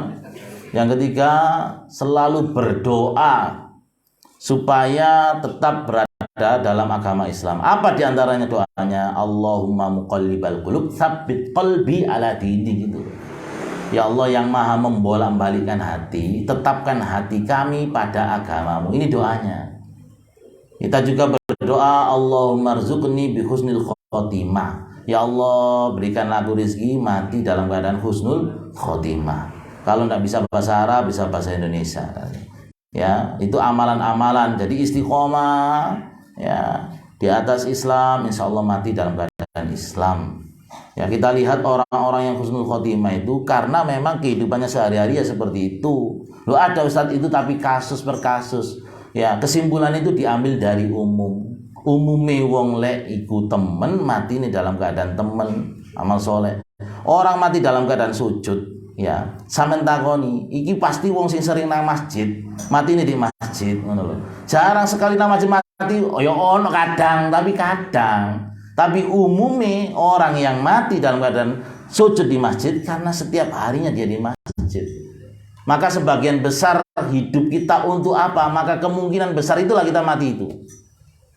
Ya, kita sedang menata kematian kita itu dengan apa? Bagaimana cara hidup kita. Orang yang dimudahkan oleh Allah mengucapkan la ilaha illallah karena terbiasa lisannya la ilaha illallah. Bahkan ada sampai malaikat mau itu dipisui Pak karena biasa misu. Ya dia ketika nasihat itu misu loh. Ini kejadian nyata. Dan dia sering guyon-guyon yang tidak perlu. Ya, dan saya ingat itu ketika ibu saya ini sih ya masih saudara ya sedesa lah kok ngene ya lek gak ngono neraka gak ono isine ya makane cek ono isine iku lho ada yang guyon sama itu ya lek aku temen neraka gak ono isine lho diling nang ngono temenan orang ya dia nazar dalam keadaan itu karena kebiasaan kalau kesandung sakit itu. Apa maksud dari bibi kedudukan seperti ibu ya? Al-ammatu bimanzilatil ya kata Rasulullah SAW, bibi itu kedudukannya seperti itu. Yang pertama ya dia mahram kita seperti ibu kita ya, itu yang paling utama. Kemudian bakti kita itu sama kepada bibi-bibi kita ya. Dan dialah yang mengganti posisi ibu kita kalau ibu kita meninggal. Jadi kalau kita meninggal ingin bakti kepada ibu kita, diantaranya kita bakti kepada ya adik-adik ini, ibu, budi dan lain sebagainya. Itu maksudnya posisinya yang mahram kita seperti ibu kita ya, seperti itu. Al-ammatu bimanzilatil ya, seperti Yusuf alaihissalatu wassalam, itu ibunya meninggal. Siapa yang menggantikannya? Bibinya ya. Beliau ketika bermimpi melihat 11 bintang, bulan dan matahari, yang 11 bintang ini ditakwili sebagai 11 saudaranya ya. Matahari itu adalah bapaknya Nabi Yakub ya. Bulan itu ibunya, disebutkan ibunya padahal ibunya sudah meninggal. Siapa yang dimaksud? Bibinya yang merawat Nabi Yusuf alaihissalatu wassalam. Wallahu alam. Bagaimana menyikapi anggapan bila melakukan maksiat atau dosa tapi si pelaku punya keyakinan bahwa ampunan Allah lebih luas ya. Ini orang yang kata Rasulullah itu lemah akal, bodoh ya. Kenapa? Beliau bersabda begini, al-kayyis, orang yang cerdas, mandana nafsahu, orang yang introspeksi diri, wa amila lima ba'da, lalu dia segera beramal menyiapkan sesudah kematian. Terus ya Allah sampai detik ini ya Allah kalau kata dosa ini ya Allah kalau salah terus ya Allah ya, terus dihitung dengan amal tak siap lagi. Kenapa banyak orang yang suno ya Allah tambah tua ya Allah mandek tak berguna, tidak disiap amal. Wal ajiz juga kata Rasulullah, sedangkan orang yang lemah akal, orang yang bodoh itu apa? Orang yang atba'a nafsu hawahu, orang yang memperturutkan hawa nafsunya, wa tamanna 'ala Allah, tapi berharap pada Allah. Tapi dia nuruti nafsu terus. Ini bodoh kata Rasulullah. Dan ini tipuan setan. Makanya orang mukmin itu diajari 3 ini. Kita ibadah itu karena seperti Ibnu Taimiyah menyebut seperti kepalanya burung. Kepala burung itu apa? Mahabbah, cinta karena Allah. Yang kedua apa? Roja, berharap ya ampunannya Allah. Sayap kanannya, sayap kiri khauf, takut akan azab Allah. Kalau salah satunya ditinggalkan gak imbang seperti ini hanya roja tok. Ya, Allah itu Maha Pengampun, Allah Maha Pengampun, ngono tok. Gak eling lah Allah syadidul iqab juga. Allah itu berat siksanya. Seperti apa kasusnya? Adalah seperti yang terjadi pada besannya Umar bin Khattab radhiyallahu anhu. Suatu saat Umar bin Khattab itu pernah keliling sidak malam hari. Ya, malam hari terdengar di dapur orang itu. Ya, seorang perempuan, "Bu, ya, ojo dicampur Bu susu nih Bu karo ini dosa." Ibu yang ngomong, "Umar gak rus, menang tenang ae Umar gak ru." Ya. Dia jualan susu dicampur karo banyu. Anak iku ngilingno, "Bu, pun dicampur Bu, mau tenang asal dosa." Wis tenang ae Umar gak ru. Ngono, wis dititeni kayak tondo menit diparani. Pagi hari dibetok sambil bawa anaknya Umar, anak laki-lakinya. Metu orang, "Assalamualaikum." Kaget ibu, "Loh, Umar. Ya, siapa yang tadi malam itu ya bilang mencampur susu?" Terus diingatkan, "Saya Umar." Dia ketakutan ya. "Bukankah Allah itu Maha Pengampun Umar? Saya bertobat Umar. Bukankah Allah Maha Pengampun?" "Iya, Allah Maha Pengampun, tapi Allah juga siksanya pedih Bu," gitu kan. Jadi ini harus imbang. Kalau kita kita ingat siksanya Allah tok, kita putus asa. Ya. Kalau kita ingat ampunannya Allah tok, kita meremehkan tadi, kita lalai. Ini makanya itu kita ada khauf dan roja itu. Khauf takut akan siksanya Allah, roja akan apa? Harapan Allah pada Allah, ampunan Allah. Imbang, harus imbang. Ya, banyak orang yang seperti ini juga. Ya, demikian. Wallahu ta'ala alam. Ya, lalu si perempuan ini diambil mantu oleh Umar bin Khattab karena ini perempuan yang bagus ini, bertakwa. Monggo, Pak Bambang. Ada pertanyaan dari chat. Ya. Bahwa nanti ada kajian di wilayah Kepanjen, yaitu Ustaz Andre Kurniawan dan Ustaz Zulkifli Muhammad Ali. Pertanyaannya, apakah boleh mengambil ilmu dari mereka?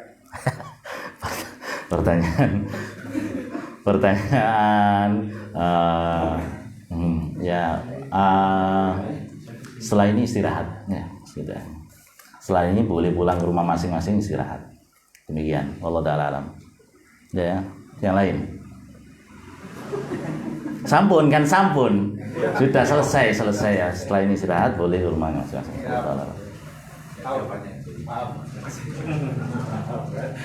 Wallahu ta'ala alam ya.